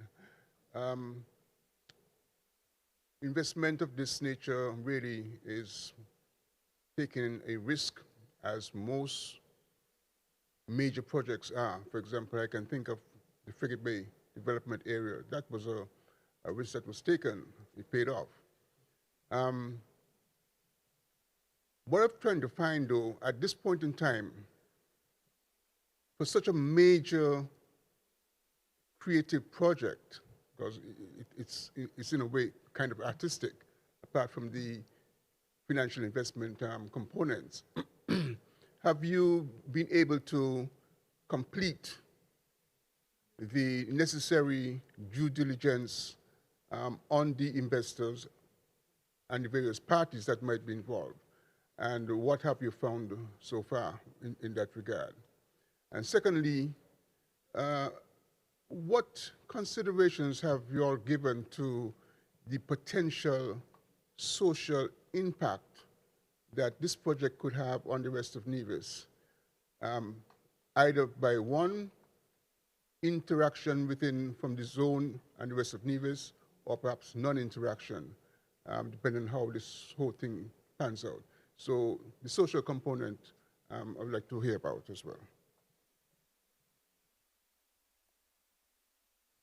I just wanted to mention something very quickly, because Mr. Batch, you did mention that something like this is a risk.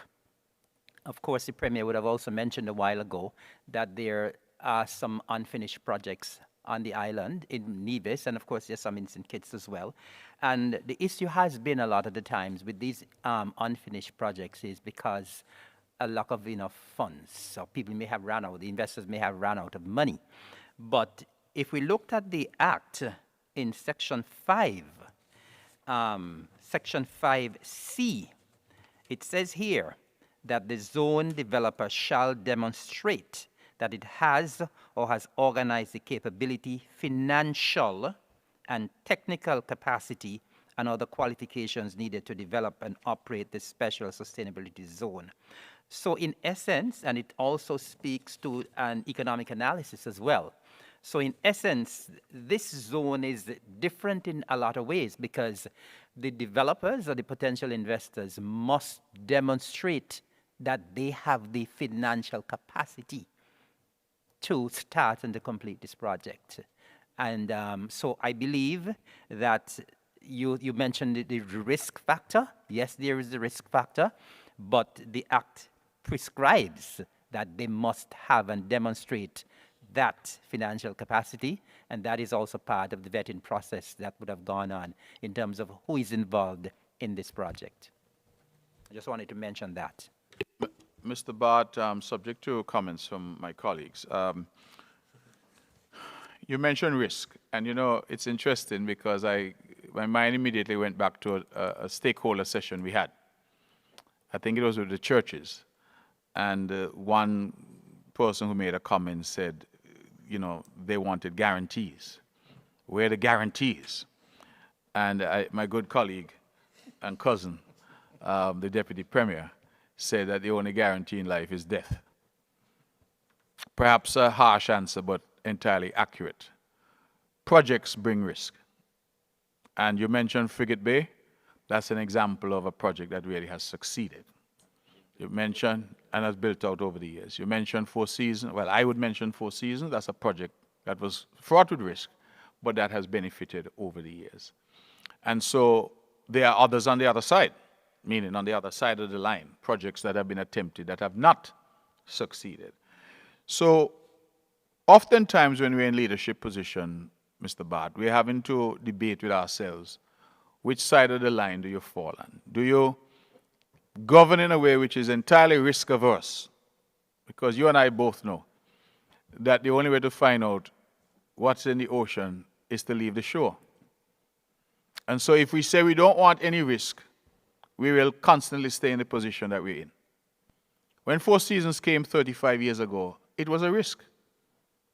And I am told, and I recall in my youth then, that some of the arguments, people say, oh, you know, foreigners coming to take over, you won't be able to use the beach, you can't go pick coconut anymore, we can't catch crab. But look at the Four Seasons now. Which of us could, with any justification, could stand up and say it has not been good, not only for Nevis, but for the entire country? So you're right, but I think government has to take what I would call calculated risks.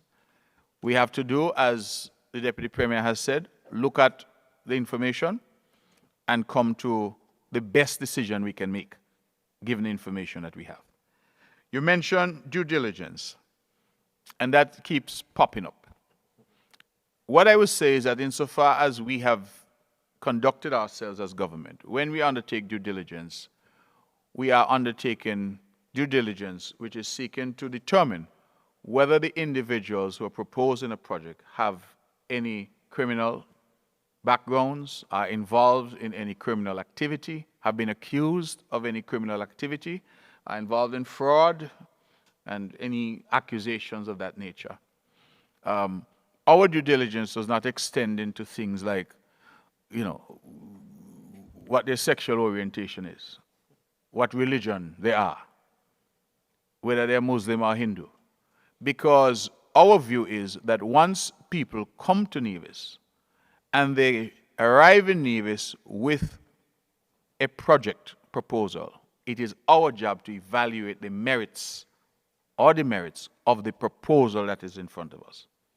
And so that is what, as a government, we have been trying to do, to the best of our abilities, to look at what is proposed. Will this bring jobs? You say you want to be tax-free. Well, what are the benefits that you anticipate Nevis will get? That's the type of analysis that we have to engage in. And once our checks come back and there are no criminality or allegations of that nature, terrorists, involvement with terrorists and that kind of thing, we feel that we are able to engage with those individuals on the merits of the project. Naturally, if there are red flags in terms of who the individuals are, then we disengage. And I would just remind you, Mr. Bart, that the island of Nevis has had a financial services industry now for over 40 years. We do that every day. So due diligence, background checks, know your client, those are standard operating procedures for Nevis. All right? I would also say here that the gentleman, Mr. Jensen, who is the investor and promoter of this project, is a citizen of St. Kitts and Nevis and has been a citizen for almost 10 years.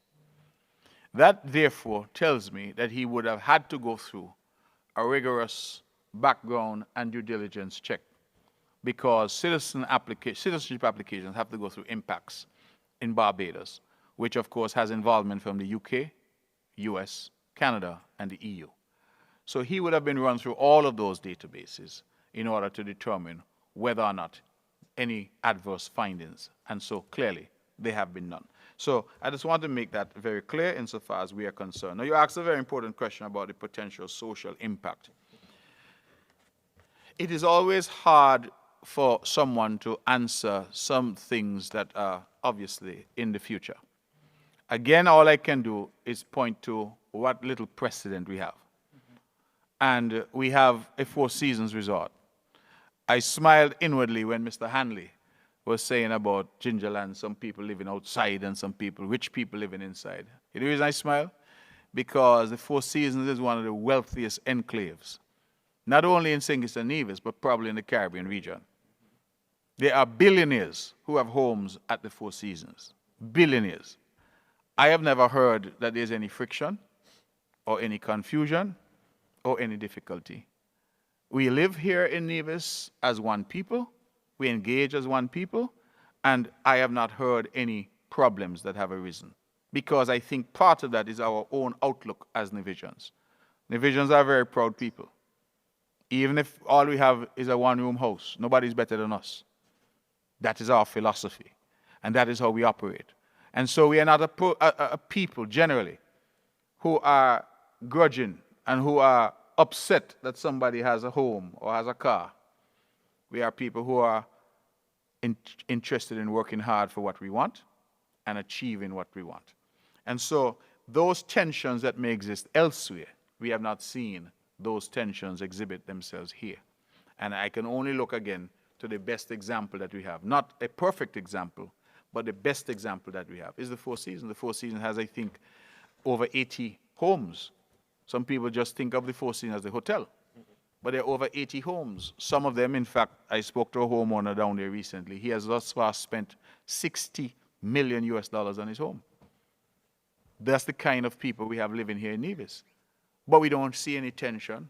We don't see or hear any difficulty. People live together, in harmony. So unless something dramatic was to change, I can't be a soothsayer and predict, but I would say that the nature of the people of Nevis is that we have always been welcoming, and we've always felt that we're equal to anyone.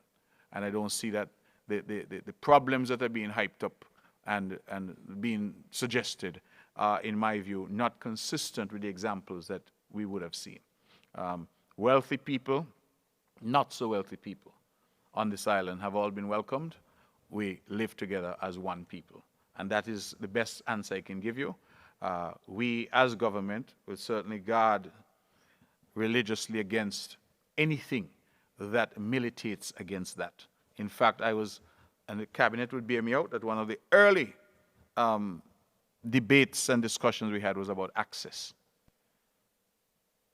We were quite adamant. The people of Nevis must have access. And when I say access, I mean access whenever they want to go into this area. We understand there must be security concerns, but the idea was that there ought to be no undue burden on our people moving back and forth. And that has been agreed, that has been settled, and so there's no issue. You saw the heritage sites, access to heritage sites, maintenance of heritage sites. Church group wants to go, school children want to go. You and I, Mr. Bart, want to go and have a beer. So when you do those things, access. So things like those are ready because we have a model. As I said, not a perfect example, but we have a model, which is the Four Seasons, and we know how that works. And so the idea here really is to ensure that whatever we do, we don't create any us and them. We create a harmonious community. I would say one other thing, which is I don't think I pointed it out earlier in terms of the economic impact. In our meeting with the hoteliers, we know that the hotels in St. Kitts and Nevis suffer from seasonality. In fact, in Nevis, some of the smaller properties tend to close during the summer period. And they do so because travelers that we depend on aren't coming this side. They're going to Europe or wherever else they're going. And one of the points that we perhaps have overlooked in this discussion is that if you have residents within that zone who are here most of the time, it adds to the people who would then consume at the restaurants, at the hotels, etc. around the island. So I remember speaking to my good friend Richie Lupinacci. I hope he doesn't mind me calling his name, because they have this famous pig roast on a Wednesday. And I said, well, imagine you have people now who are coming not just Wednesdays during the season, but every Wednesday to this pig roast, because more people leads to more business. And that has been one of the very real difficulties for small businesses here. That notwithstanding the quality of their service or the quality of their product, the market is just so small that if you're selling great barbecue chicken, you're still competing with the other 100 people who are selling barbecue chicken to the same 1,000 people. And so that is really part of it, expanding the market, growing the number of consumers, making it possible for our small business community in particular to leverage that and to become medium and large businesses. And the hotel sector, I thought that point was well received when we talked about the fact that we can remove seasonality now. And what does that mean? It means that our hotel workers are working throughout the year. You don't have these 2-month vacation that they're forced to take, that our people have ongoing turnover. And then for the government, that we're hopefully collecting our little tax on an ongoing basis. So I think there are a number of ways to look at this whole idea of development. And so thank you for the questions. Do you have any more questions for us? Before the next person come, I wanted to add to respond very quickly to Mr. Bart's last question. Potential for social impact. I want us to look at that perhaps from a different angle. We have, I believe this month, we are celebrating the month of the elderly. And I think that this development can create some opportunity for us to expand some of our social safety nets. We have some programs that our elderly benefit from: free water, free electricity. Of course, I believe that they also receive free medication and all of those kind of things. I feel that with such a development, it creates the possibility for the government to perhaps be able to have much more available, quote-unquote, disposable income to assist more people. We have as well here on the island of Nevis, and by extension the Federation of St. Kitts and Nevis, our sporting community, our young people. Many are involved in different type of sports, football, cricket, tennis, all kind of things. I believe that it also creates an opportunity for the government to perhaps expand on some of those programs. The cultural exchange, and those kind of things. Of course, we expect that there would be persons from within the zone themselves going out into the various communities, restaurants, enjoy our nightlife, our cuisine, and those kind of things. So we expect that there would be those type of benefits. But I am looking at it that some of what the government is trying to do in terms of some of our social program and creating some of our safety nets, I believe that it creates an opportunity for us to perhaps expand on some of those programs and to create more opportunity for persons to benefit from some of those social safety programs. I just wanted to add that to what the Premier would have said, and also the Deputy Premier as well. And I just wanted to add quickly as well, in terms of the social impact as well, there's another dimension of the social impact that we can also add. We can look at the disposable income. Minister Brand spoke about the disposable income for the government. We can talk about the disposable income for persons, divisions, and residents here. And of course, the standard of living. The Premier would have used the excellent example of the Four Seasons, and we know what the Four Seasons has done to its employers, and in terms of what they have earned. A lot of persons who work at Four Seasons say they are where they are in terms of whether the land or the house or the cars that they have bought, because they have worked at the Four Seasons. So this is now an excellent opportunity to provide more opportunities in terms of employment and income to Nevisians and residents. And it is no secret that Little Nevis, the standard of living in Little Nevis and in the Federation of St. Kitts and Nevis, is second to none in the Caribbean. And this development can actually add to that in terms of how it could actually increase our standard of living based on the kind of economic impact that we saw that was provided here. So that also, that dimension of the social impact we can also speak to.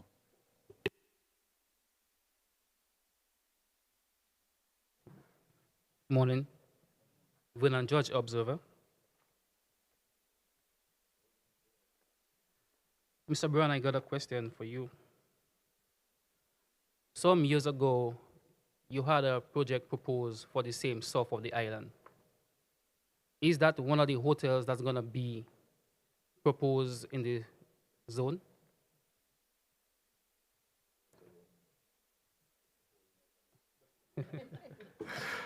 I have not been approached to have that hotel be a part of that development.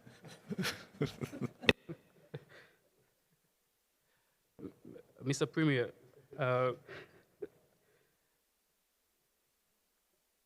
before the SSZ or Mr. Johnson approach you with the project, have any local business owner approach you or the government to have such a development on the south of the island?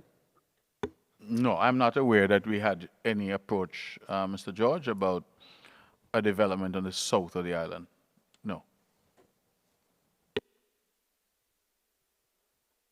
Mr. Premier, as of last year, December, the national debt stands at $483 million. What are your plans to bring down the national debt? And do you see the SSZ and the fact that the developers are actually getting their hands involved with many of the projects that the government plan to do? Do you see that as a bailout for the government? I wouldn't call it a bailout. I would call it a build-out. The reality is, Mr. George, that you're right. We have a high, and I don't think it's national debt. I think you're speaking to the island debt. Island. Right. We have a high island debt. It's higher than I'm comfortable with. But we also must remember that we just went through a 2-year period of COVID when the island was practically closed down. And this government incurred debt during that period in order to ensure, for example, that our public servants were paid in full and on time during that period of time. The debt has been incurred. I think the question for us really is, what have we done with that debt? And when we look around the island, I think the evidence is quite clear what we have done. We have also been capable of servicing our debt, which is always part of the concern. It is not always whether you have debt, but whether or not you can service that debt. But we realize, Mr. George, and your question is an important one, because we realize that debt is a concern. But how do we ultimately bring down debt? I think we bring down debt by growing the economy. We can't tax our people to get out of debt. We have to grow ourselves out of debt. And part of that is why we're talking about large-scale investments such as Destiny, because the revenue, and we saw the projections, and that was done by Oxford Economics, the economic projections. When we look at the projections in terms of revenue to the government, in terms of turnover for the government, in terms of the ability to do certain things for the government, and then if we can also get Destiny, as we have negotiated with them, to partner with us on the build-out of the hospital and healthcare on the island, to partner with us on the build-out of the Long Point port, then those two become self-sustaining projects. The port, for example, we can anticipate a significant flow of revenue and a significant flow of business activity coming from our port at Long Point, because there's room there where we can expand it. In fact, far more room than even, say, on St. Kitts, where there's a port up at Burdock. So the truth is that you have highlighted the problem of debt, and we are trying to resolve that problem by growth, by economic expansion, and by moving the island forward. Because, again, I say, if we continue to do the same thing over and over, we can't expect that we're going to get any results other than the same results that we've got over and over. So that is pretty much where we are on that issue, but I think that you should be comforted, and the public should be comforted, that we are currently servicing our debt and dealing with it as a responsible government would. Mr. Premier, earlier you mentioned about the government will pay the developer in case the project is no longer fruition. Who's going to pay, the federal government or the local government? Seeing the fact that the law was a federal act, who will actually pay the money? Would it be the local or the federal? So again, the way the provision is designed, Mr. George, is really, it will look at the party that's in breach. So the party that has committed this breach. So take, for example, the SSZ legislation. In truth, only the federal government can repeal that legislation because it is national legislation. So if the federal government were to go in and to repeal that legislation, then the liability would fall there. So the issue really has to do with a question of which party is more culpable. But I do think, if I recall, Madam Legal Advisor, there was something about joint and several liability. Right. So both governments could potentially also be on the hook for any payment if there is a repeal or repudiatory breach of the agreements for this Destiny proposed development. So that is the position, but as again, I went at great pains to explain currently what the framework, the suggested framework is for any such breaches and the penalties associated with those breaches. Next question is for Mr. Evelyn. Does Destiny or any affiliates of Destiny own any land in Nevis besides the salt or the island? And how are they going to be able to facilitate the land swaps that they are proposing? Well, to my knowledge, Mr. George, I don't know that Destiny own land elsewhere. I guess that research may have to be done at the registry, but I'm not aware that they own land anywhere else. I know that they have been looking for lands elsewhere to accommodate the swap, but at this present time, I'm not aware that they own land anywhere else on the island. Last question for the Premier. I am not from Nevis, but I lived there for some years now. Speaking to a few elders in Nevis, they gave me a history of Nevis elections. You continuously boast of Your party has won 16 out of the 17 elections held from Sings. But every single local election, the premier in Nevis has lost because of some land sega. Do you believe you will suffer the same fate as a few persons in the society is against that SSZ? Mr. George, there was once a man who walked the earth called Jesus. And he was perfect. He was God's son. He came here to save you and I. And you know what people did with him? Crucified him. In fact, when Pontius Pilate had an old criminal called Barabbas in front of him and had blameless, pure Jesus next to Barabbas, and he asked the crowd who he should save, they said, give us Barabbas and crucify Jesus. We live in a democracy, and in a democracy, differences of opinion exist. Nobody in a democracy has 100% support. That doesn't happen. You're asking me to predict whether or not we will lose an election because of the SSZ? I think ultimately my response is always that is a matter for the people. My job as a Premier of Nevis and the job of this cabinet is to make the best decisions that we can for the people of Nevis. Not everyone is going to agree with those decisions, but ultimately we feel that if over time those decisions are to yield the necessary benefits, then our legacy must not only be holding on to office, it must also be the satisfaction that we have served the people of Nevis and we have done so to the best of our ability. So we are making decisions here which hopefully will benefit this island over the long term. I want Mr. Brand's grandchildren and my grandchildren to be in a Nevis which is full of opportunity. And if this cabinet can be remembered for its small role in creating that foundation, I think we would have done well. So I am not too concerned about losing elections. I always say, when elections come and Big Blue rolls out, then we see where barley grows. Mr. Hanley could tell you he has felt the power of Big Blue. So I just want to make that very clear. Okay?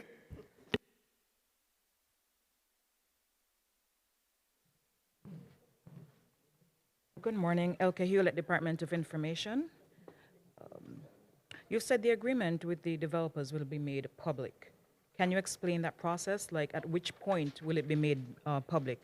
So is there room for change to said agreement anywhere in the parliamentary process once that agreement has been approved by the NIA?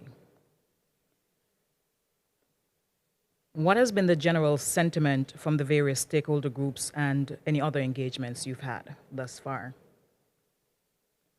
How will the NIA determine if it's getting the proposed revenue allotment from Destiny in relation to profit share? And finally, who will determine if Destiny has met its development benchmarks, and to what extent will the Planning and Environment Department be involved, if at all, especially in the construction phase? Thank you.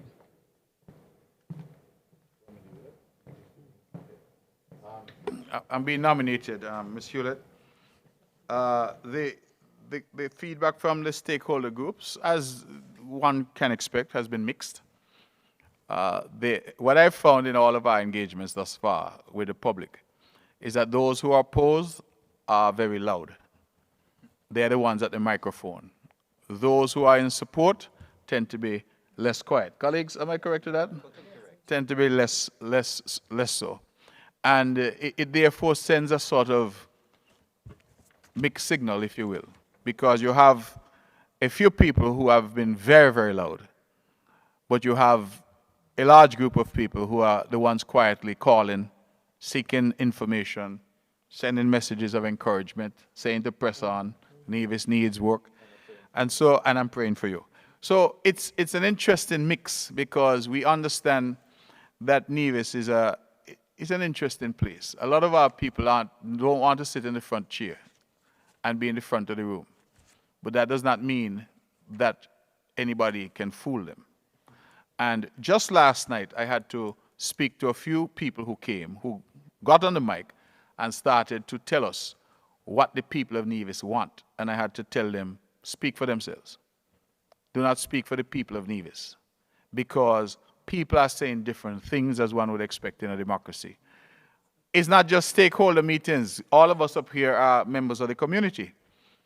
So I have been out, I've been to the barber shop, I've been to the local eateries, I've been to the local bars, and the sentiment that I've had in the main has been overwhelmingly positive. I was in Gingerland the other day, some youngsters up there say, stop all the talking and start the project. We want work. We own truck, we own backhoe, we want to get to work, right? So there's a lot of hand-wringing and pontificating, but at the end of the day, we have to listen to everyone, not just those who are on social media or grabbing the microphone to make the most noise. We have to listen to everyone. So I'll just make that point. You say about the agreement. The truth is that the agreement, like any other legislation passed through Parliament, can be amended because it's a parliamentary process. We have had experiences, certainly even in this current Parliament, where opposition has made suggestions and recommendations, and we have gone through that. It is my hope that when this agreement does reach to the public, that the opposition, which has already been briefed by us on some of the aspects of it, those that we were able to brief them on, based on what aspects may have already been agreed, that those opposition members would be in a very good position to make their own recommendations and really to see how we could strengthen what it is we're seeking to do. So the short answer is yes, that agreement must be subject to the usual parliamentary process like any other bill that's debated.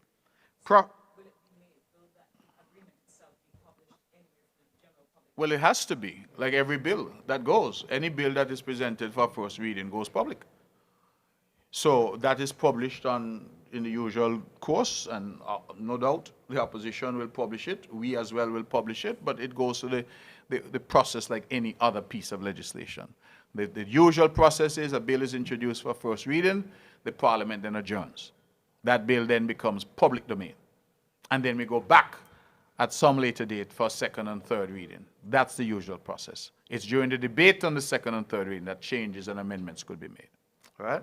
But in the interim, you get a lot of recommendations, suggestions, and even now, long before we've gone to the Parliament, we're already getting recommendations and suggestions. All right? We've had a number of people waiting, and I believe I can disclose it publicly. I've had, for example, communication from people like Charles Wilkin, King's Counsel, who has sent communication to say, make some suggestions as to what he thinks we ought to do. So we're taking the views and opinions on board, not only those who are talking in the town halls and the stakeholder, but also individuals who are basically offering their expertise and their opinions to us. And all of that will be taken on board. You asked about profit share, Ms. Hewlett. A wonderful question, one that we've agonized over, because we know the idea of profit is a strange idea sometimes. What we have proposed is that we must have control mechanisms so that any financial statements from Destiny must be subject to our audit and investigation if necessary. So we are saying to them that I think it was Ronald Reagan used to say trust but verify. So we will trust that your numbers are correct, but we have the right to verify that those numbers are correct. Because over the long term, it's that profit share that the people of Nevis will be looking to. And that for us is very important. So we are building those sort of control mechanisms so that every site can have some confidence in the process. You asked about oversight. The SSE legislation, I think, is at Section 9, talks about an oversight body, independent oversight body. And I have publicly made my commitment, even though the legislation said that the Premier may establish, so it gives the discretion, I have publicly committed that we shall establish an oversight body. So it is the oversight body now, which is really the entity that is going to be the monitoring mechanism for any zone that we see on the island of Nevis. And the Prime Minister has a similar authority on St. Kitts to do that. So if you have regard to Section 9 of the legislation, and I have publicly said, Ms. Hewlett, that it was, in my opinion, an oversight on our part when we were in the Parliament, that we did not insist that instead of saying the Prime Minister or the Premier may, we should have insisted that say shall. But I have gone on record, and I go on record now again to say that even though it says may, it is our intention to set up such a body in Nevis. And we have already written to the members opposite, asking them to nominate someone to that oversight committee. So we're involving the opposition at the very outset of this. So I just wanted to make that clear.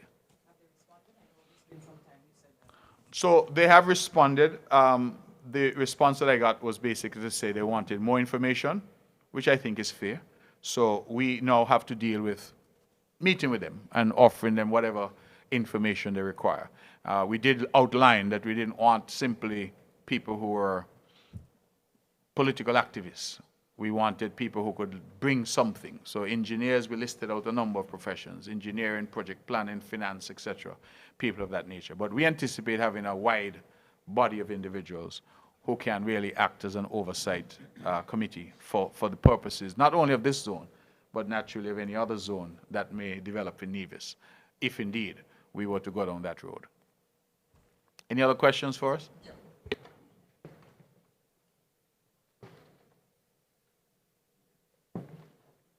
I just spoke of other zones, which is where I was going in this next question.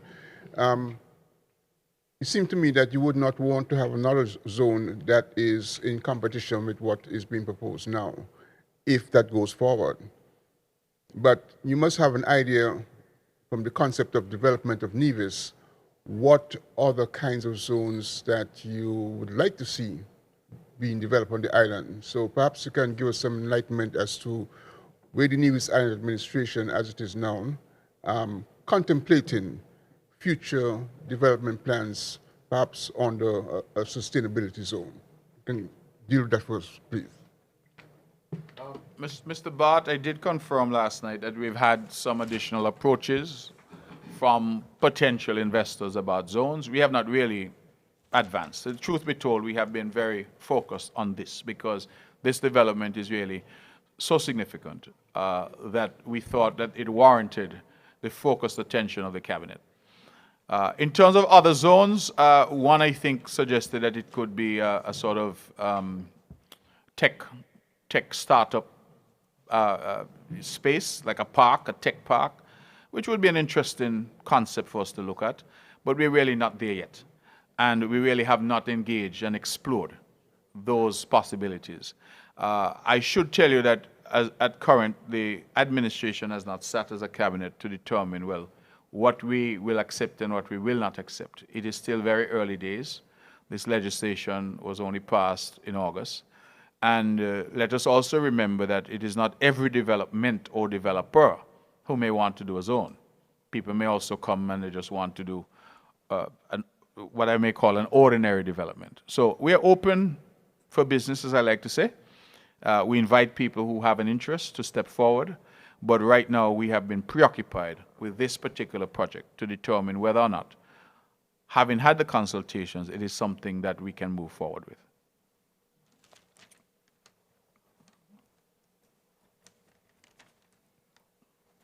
Ms. Budgeon once more, Von Radio. I understand that the NIA may profit from this project, and some of the monies will go towards the hospital wing. But weren't we promised that the hospital project would have started earlier this year? And weren't funds would have already been allocated for the completion of the project? And if the Destiny project doesn't happen, how will the hospital wing be completed? Is there a plan B? Thank you.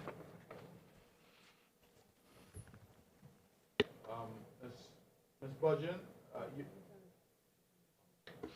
Ms. Budgeon, thanks for the question. And you're right. We did say, and in fact, I think I said so more than once, that we wanted to resume the hospital construction this year. The short answer is that despite our best intentions, we had some financial constraints that we had to deal with. And so while we had an amount that was budgeted for the hospital to start, we erred on the side of caution and decided that we would hold for now. The intention, therefore, would be to get to the hospital at a later date. We have not shied away from our commitment to have this project completed in this term in office, and we tend to do that. Destiny provides an opportunity to assist in the build-out, not just of the hospital, but of healthcare facilities on the island, because it is their intention to use those facilities as well. And of course, if we can partner with them, then we'll go down that road. But if we can't partner with them, then we will have to fund the hospital the way we fund anything else. We'll have to incur debt in order to proceed with the hospital.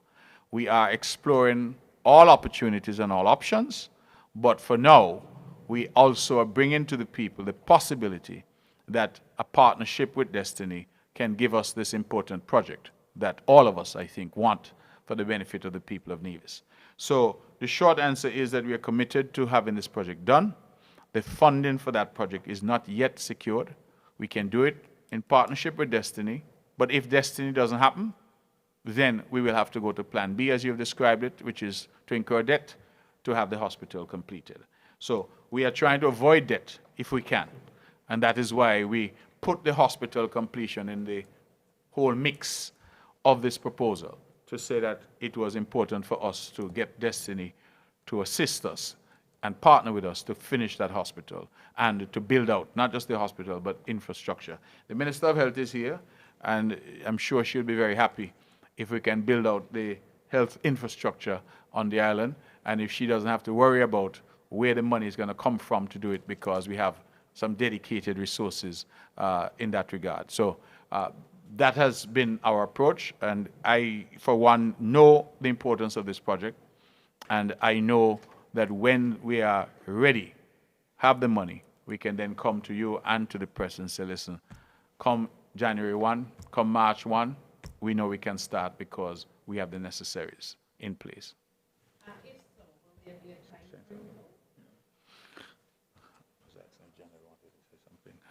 My understanding, Ms. Budgeon, is that the build-out that we have seen is 18 to 24 months. That is the estimates that we have to complete that project.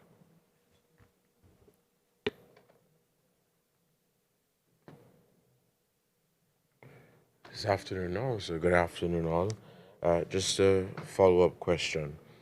So we were looking at the risk for both the NIA and the developers for Destiny. So in that you mentioned that the risk for the NIA, or for us, would be 2 times the capital expenditure and the cost of real estate, which means 5 years from now, as you mentioned, it could increase, etc. So understanding that this is the formula that would be used to calculate our risk on our end, what was the formula used to arrive at 75 million US dollars? Secondly, you made mention of the due diligence, the checks on the proposed developers, and you mentioned that Mr. Hansen's or Jansen's has been, he mentioned as well last night that he has been a citizen of St. Kitts and Nevis. Well, the slide said 7 years. And he became a citizen through the CBI program. I think all of us here and those who are listening can agree with me that the CBI program, even over the last 40 years, has had some very shady characters. And the due diligence process with that CBI program has not been as robust as it ought to have been. I'm seeing where now some changes are being made to the due diligence process. So my question is, what is the NIA or the federal government going to do to ensure that there's an adequate due diligence done on the developers for this project, and not just to rely on the due diligence that was done when he became a citizen? Not assuming that's what you're going to do, but not to rely on the due diligence that was done when he first became a citizen. Secondly, I think it was Minister Evelyn who made mention of the developers. Well, you made mention of a clause or a section in the Act that says that the developers shall be required to demonstrate their financial capacity to develop this project. My question is who or which agency or which body will ensure that they do have the financial capacity? So who is going to be responsible for going to ensure that these people can actually deliver? And I guess that really ties into the due diligence. Thank you. Mr. Cornelius, yeah, you're right. The second question is really a very similar question. It's part and parcel of the same thing. Who determines? The cabinet determines. The cabinet gets whatever reports, and the cabinet determines whether or not it's satisfied. That is the way it has always been. I think, however, you might have misunderstood my reference to Mr. Jensen being a citizen. I wasn't saying that we were relying solely on the fact that he was a citizen. I was merely buttressing the point. If you recall, I started by saying that as an administration, due diligence is nothing new for us. We do due diligence on a daily basis. We have a thriving financial services sector. We have international banks, insurance companies, trust companies. All of them we have to do due diligence for. So it is not unusual for us. In fact, that's daily business on our part. Now, in relation to Mr. Jensen, as I've indicated, there are no adverse findings about criminality or anything of that nature. And so what we would normally look for in terms of flags, we have not had any of those flags. I then went on to say that in addition, let us remember that he has been a citizen of St. Kitts and Nevis, certainly, as you said, the slide said over 7 years, so over 7 years. So the truth is that that was simply a secondary reference by me to say that he must have gone through that due diligence process for citizenship as well. Not in substitution for, but certainly as well. Now, you say about bad actors, and we've certainly had our share. I agree with you on that. But you would also, I think, admit that we have tightened up over the years, and we keep tightening up over the years, and we keep adjusting over the years our due diligence processes. In fact, when I was at the federal government, I think that is when we started to use impacts in Barbados. And impacts, as I said, is an important agency because it involves major Western governments as part and parcel of those checks. So we're running through things through Interpol, we're running through things through impacts. If it's an American, we're running things through the FBI, etc. Right? Scotland Yard and those agencies. Now, I am not so naive to suggest to you that with all the checks in the world, you're going to get somebody who is unblemished. And let us also face it, that somebody could be unblemished today when the checks are done, but decide to do some foolishness a year from now or 5 years from now. That is true of everybody in this room. So all we can do again as government is apply our best judgment on the information that we have at the time when we are asked to apply that judgment. We can't do anything more. So if, for example, at the time when somebody is approved for a development, that person has an unblemished record, but then 5 years from now that person were to commit a crime, I don't think it is fair to fault the government or its due diligence, because we would not have known and could not have known that 5 years hence somebody would engage in criminal activity. So we have to make the best assessment on the information that we have in front of us at that point in time. And so I just want to make it very clear that when I referenced the citizenship by investment, this was a sort of ancillary, but to support the fact that this individual has gone through a due diligence process by us, and certainly will have gone through that by the federal government and the CBI program as well. The question about the formula. So in terms of a formula, there was no formula that was applied on the other side, because we wanted the benefit of knowing what a fixed number would look like. So we have had, and as I said, that is a matter that is still under negotiation. The proposal was a fixed figure. I think they started at one figure. We have had one adjustment thus far on that figure, but that is really the discussion. So I think the formula was on the other side because of the timelines and the performance requirements. There are no timelines on our side, and there are no performance requirements on our side. So put differently, once we sign off on this, once it goes through the parliament and it's passed, our obligations insofar as that zone is concerned only then move to oversight.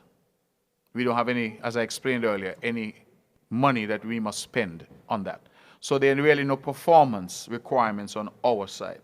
And so all the performance indicators were on their side of the line. And the question really was, if we were to nullify the zone, repeal the legislation, at what point? Do we do it at year 1, year 5, year 20? And what would their expenditure and investment have been at year 1, year 5, year 20, as the case may be? So that is why it was done on their side in terms of a formula. On our side, there was no need to look at a formula. So we wanted the comfort of a number, and that is what we've been working with. Just a quick follow-up, please.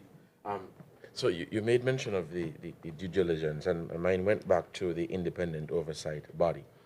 And a comment that the Prime Minister made earlier this year when he said, as part of the checks and balances for the CBA program, what they're going to do now is continued checks, continued due diligence, because you did make the point that today you might have a very clean record, but tomorrow or next week you could be charged for whatever, fraud or whatever. So will there be continued due diligence, and would that be the responsibility of the independent oversight body? And I'm asking that because of the risks involved in this project and the significance of this project. If I may, I believe a project of this magnitude, which has been compared in some parts to the CBA program, I think would warrant continued due diligence. Thank you. What I'll say, Mr. Cornelius, is that is an excellent suggestion. It is certainly something that we can try to incorporate. I don't think we'll have any difficulty with that. So thank you for that suggestion. Moving forward, of course, we are taking all the ideas on board, and where they're good ideas, we try to take those forward as part of our discussion. So thank you for that.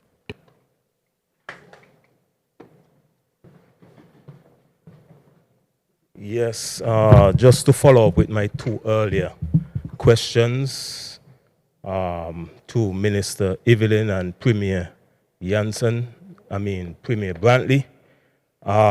You mentioned that you will change the Election Act, not the Constitution. That's even worse because the Election Act is inside of the Constitution, and we know that we have election laws already that says people should vote where they live. And if you cannot stop 100 people from Gingerland from voting in St. John's, how are you going to convince us, the people of Nevis, that you're going to stop 10,000 residents in Destiny from voting elsewhere throughout Nevis? And we must remember the citizens in Destiny will be up to 10,000 in the first instance, but those 10,000 citizens will have children. So once this project is at its ending time, or it's 20 years from now, you said, we can have up to 20,000 citizens of Destiny inside of Nevis. And if the trend continues that you said Nevis, the most thing Nevis export is people. If our people continue to leave and Destiny continues to grow, then over time we can very well end up with a new Premier of Nevis, Premier Jensen, and they can run for office. There will be citizens.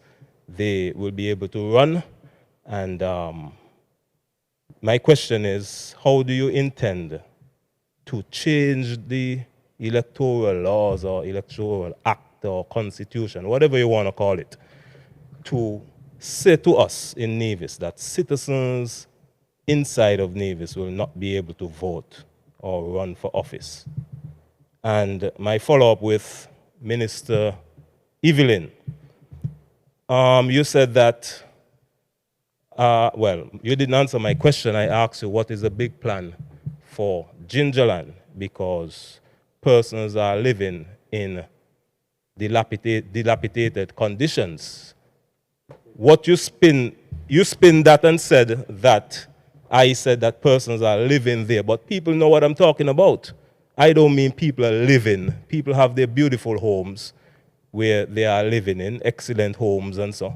But I meant the public infrastructure that you are in charge of are dilapidated, and we are living in Gingerland. You see them every day. You drive past the areas every day. We all know what is happening in Gingerland. So can you explain to us your big plan for the constituency of Gingerland, Mr. Evelyn? I'm trying to help you now. Let us know your big plan. Mr. Hanley, you must, when you speak, you must qualify what you say, and you must do not say things and think that people are going to think what you say or you didn't say. If you want to qualify a statement, you have to qualify the statement from the beginning. So if you stood there at the mic and you said that the people of Gingerland are living in dilapidated conditions, that is what they heard. So I'm not the one who said it. You're the one who said it. Right? And it goes back to what you were saying regarding the public markets, the playfield at Hard Times. You spoke about the playfield, the court at Hard Times as well. There are plans afoot to remedy those situations. We have plans to rehabilitate the public markets. We have plans for lighting of the field at Hard Times. As a matter of fact, when I was there the last time, when I said I sponsored that tournament, I spoke to many of the persons who were there. I explained to them the situation regarding the situation, why the lights have been delayed. There has been an ongoing situation or global problem with regards to transformers, and that is one of the reasons why we have had a delay in the lighting of some of our playfields on the island. There are plans, and I remember that Minister Liebert at one of our town hall meetings made the commitment for the work to be done at the Hard Court in Gingerland. And so things are in the works, and we just have to wait for the appropriate funding to be in place for us to continue those situations. You asked about my big plans for Gingerland. I mean, things have been happening since I've been there as the constituency rep. One of the big things that happened is right there in the heart of Gingerland, the David Freeman Center of Excellence, where over $1 million was spent. And of course, it was all spent to decentralize what happens in terms of cultural activities. It's a state-of-the-art center that we have there in Gingerland. We have seen improvements to the Gingerland Secondary School. The Gingerland, as I always boast now, the Gingerland Secondary School look like a university campus now. We've had the wing that was built there, the TVET wing that was built there. We continue to see improvements to the infrastructure in terms of our road network. We continue to see persons, private individuals who are actually investing. And if the environment was not created by the Nevis Island administration, then these private persons would not be investing. You spoke about the health center. We have had plans as well to have the health center go back to its original positions, but that again needs money. And so now that we are trying to bring a project to the island that will bring more money to the NIA, that will ensure that our big plans that we have, not only for Gingerland, but for the rest of Nevis, can be rolled out. Oh, yes. How could I forget housing? We just recently did a housing development down in Rices, and I am so proud to say that for the housing development down in Rices, I think it's 90% of them are single mothers. And we will be rolling out another housing development in New River. That should be starting in the new year. So the big plans are coming together. And once destiny comes to light, to reality, the big plans will roll out even more. Mr. Hanley, you went back to the question about the Constitution. And all I can say in the interest of time is I answered you already. Because I don't know what else to tell you. I've tried to explain. You've come back. Basically, you've asked the same question again. And you've started now with a bunch of what ifs and what ifs and what ifs. If I can be allowed a moment of levity, I see the Commonwealth has advertised for fiction writers. And I think it's a great, great thing because the prize money looks quite good. If I had your ability, I would definitely write something. Because if we go down a road of what ifs, we'll be here all day, all night. Because everything you say, I will then respond and say, but what if this? And what if that? And what if the other? So I've tried to explain to you as best as I can what the plan is.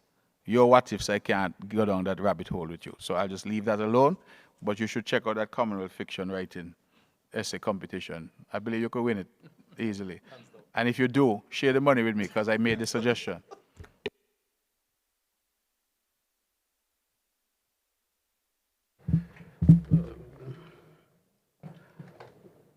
I just want to know what type of technology will be put in place for the locals to receive the payment from the profits of Destiny?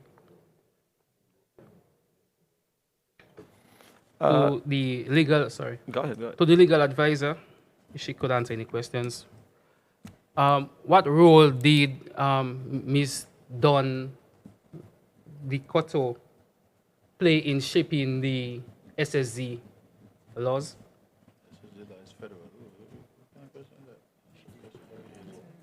The reason why I asked the question is she practices law in the Federation. So I wanted to know if she had any input in the laws.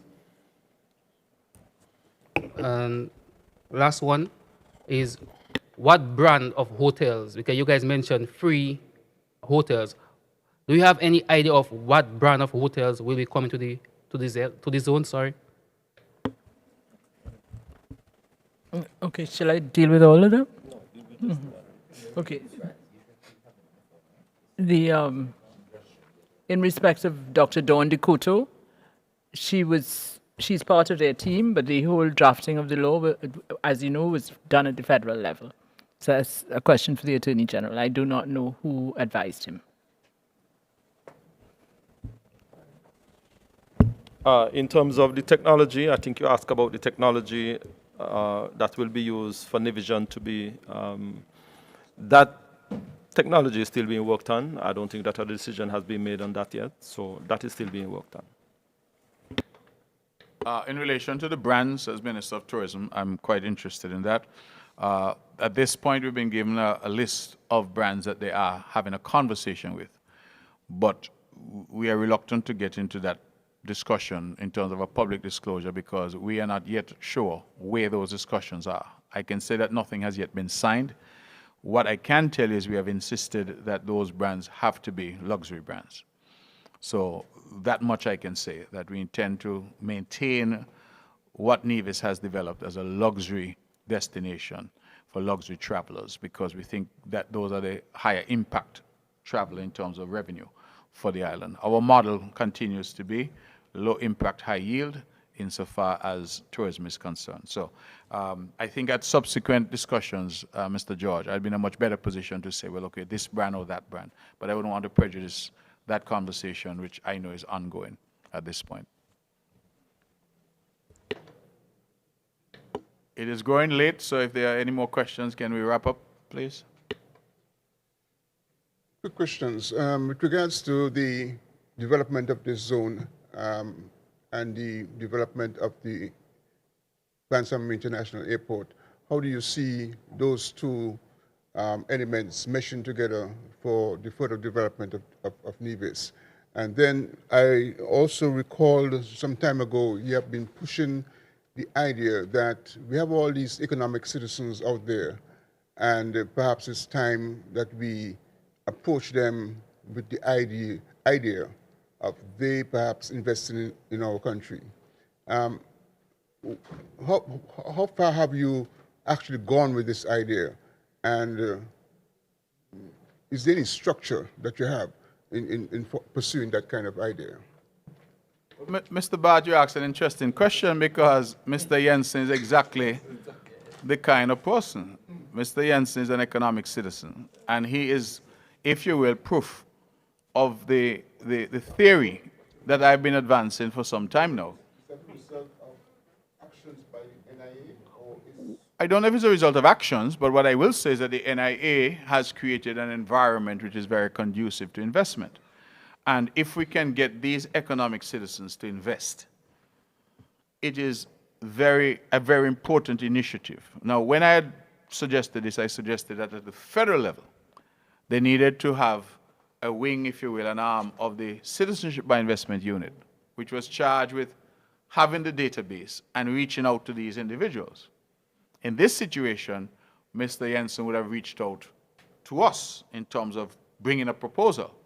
But when we found out, of course, that he was an economic citizen, it sort of reinforced in my mind that that is, in fact, the way that we ought to go. Because if we have these wealthy people out there who are holding, and incidentally, Mr. Jensen is saying he has had a thing in his passport for 7 years or more than that. So you start to wonder to yourself, well, how many more of these folks are out there who can bring substantial investment dollars into the country? But so far, those pleas have not fallen on fertile ground. But I'm hopeful that with individuals like him coming, we can then start to see the potential of actually reaching out to our economic citizens. So instead of us scouring the world and trying to find investment, we have some people already have a connection with St. Kitts and Nevis through a passport. Why not encourage them? Why not engage with them? And I don't have their details because we have no CBI office in Nevis, but certainly the Citizenship by Investment Unit in St. Kitts would have those details, and that is why I've advocated. The meshing of the airport and the zone, Mr. Bart, this is a government which is continuously thinking about development, and we're not doing anything that is ad hoc. The airport and the zone go hand in glove because there's no airport facility within the zone. So how are they going to get their people to come into Nevis? How are the visitors to the hotels going to arrive?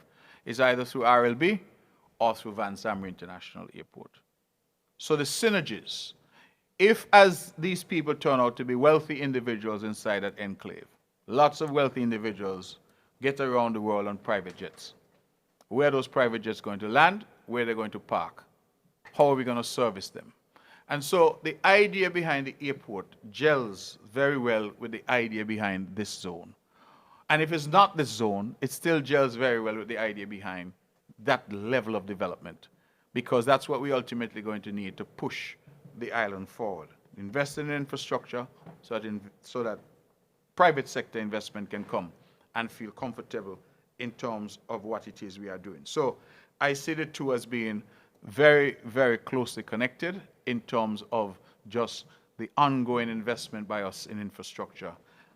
And what is that investment for? It is to prepare the ground, prepare the environment, so that investors can come and know that they are investing now in an island which has the infrastructure to support what they're doing. So geothermal as well, Mr. Brand has reminded me. Because people are coming in, what are they looking for? They want energy, they want water, naturally they need land. If land is available, they need access, air and otherwise, right? In terms of this particular development, they have to produce their own energy and water. But hear what they're now saying. Because 70% of their energy by law has to be renewable, they're saying, can we partner with you to bring geothermal? You know why? Because they want geothermal. When we saw that they were proposing to do a hospital or health facility inside the zone, we said to them, no. Rather than developing one inside the zone, help us develop ours outside the zone.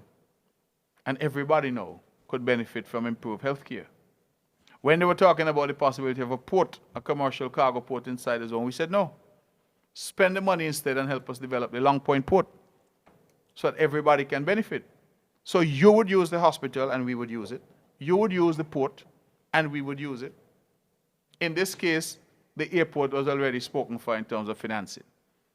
But we anticipate that they will use the Nevis airport as well to bring their folks in. And their private jet traffic will no doubt come to the Nevis airport. So I've said all that to say that these things are all strands. They're all interconnected. They're not random activities on the part of a government that is just throwing things out there. We're trying to develop the island in a very systemic way. Systemic is the word or systematic?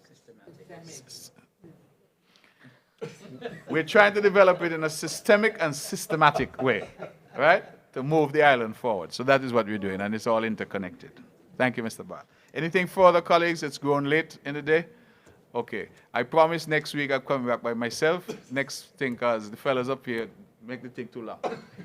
So thank you all for being here. Thank you very much, members of the press. For those from St. Kitts, please get back safely. Thank you for the questions and thank you for the engagement. And as I say, we look forward to continuing these very important engagements in relation to the sustainable zone that is proposed for the south of Nevis. Thank you.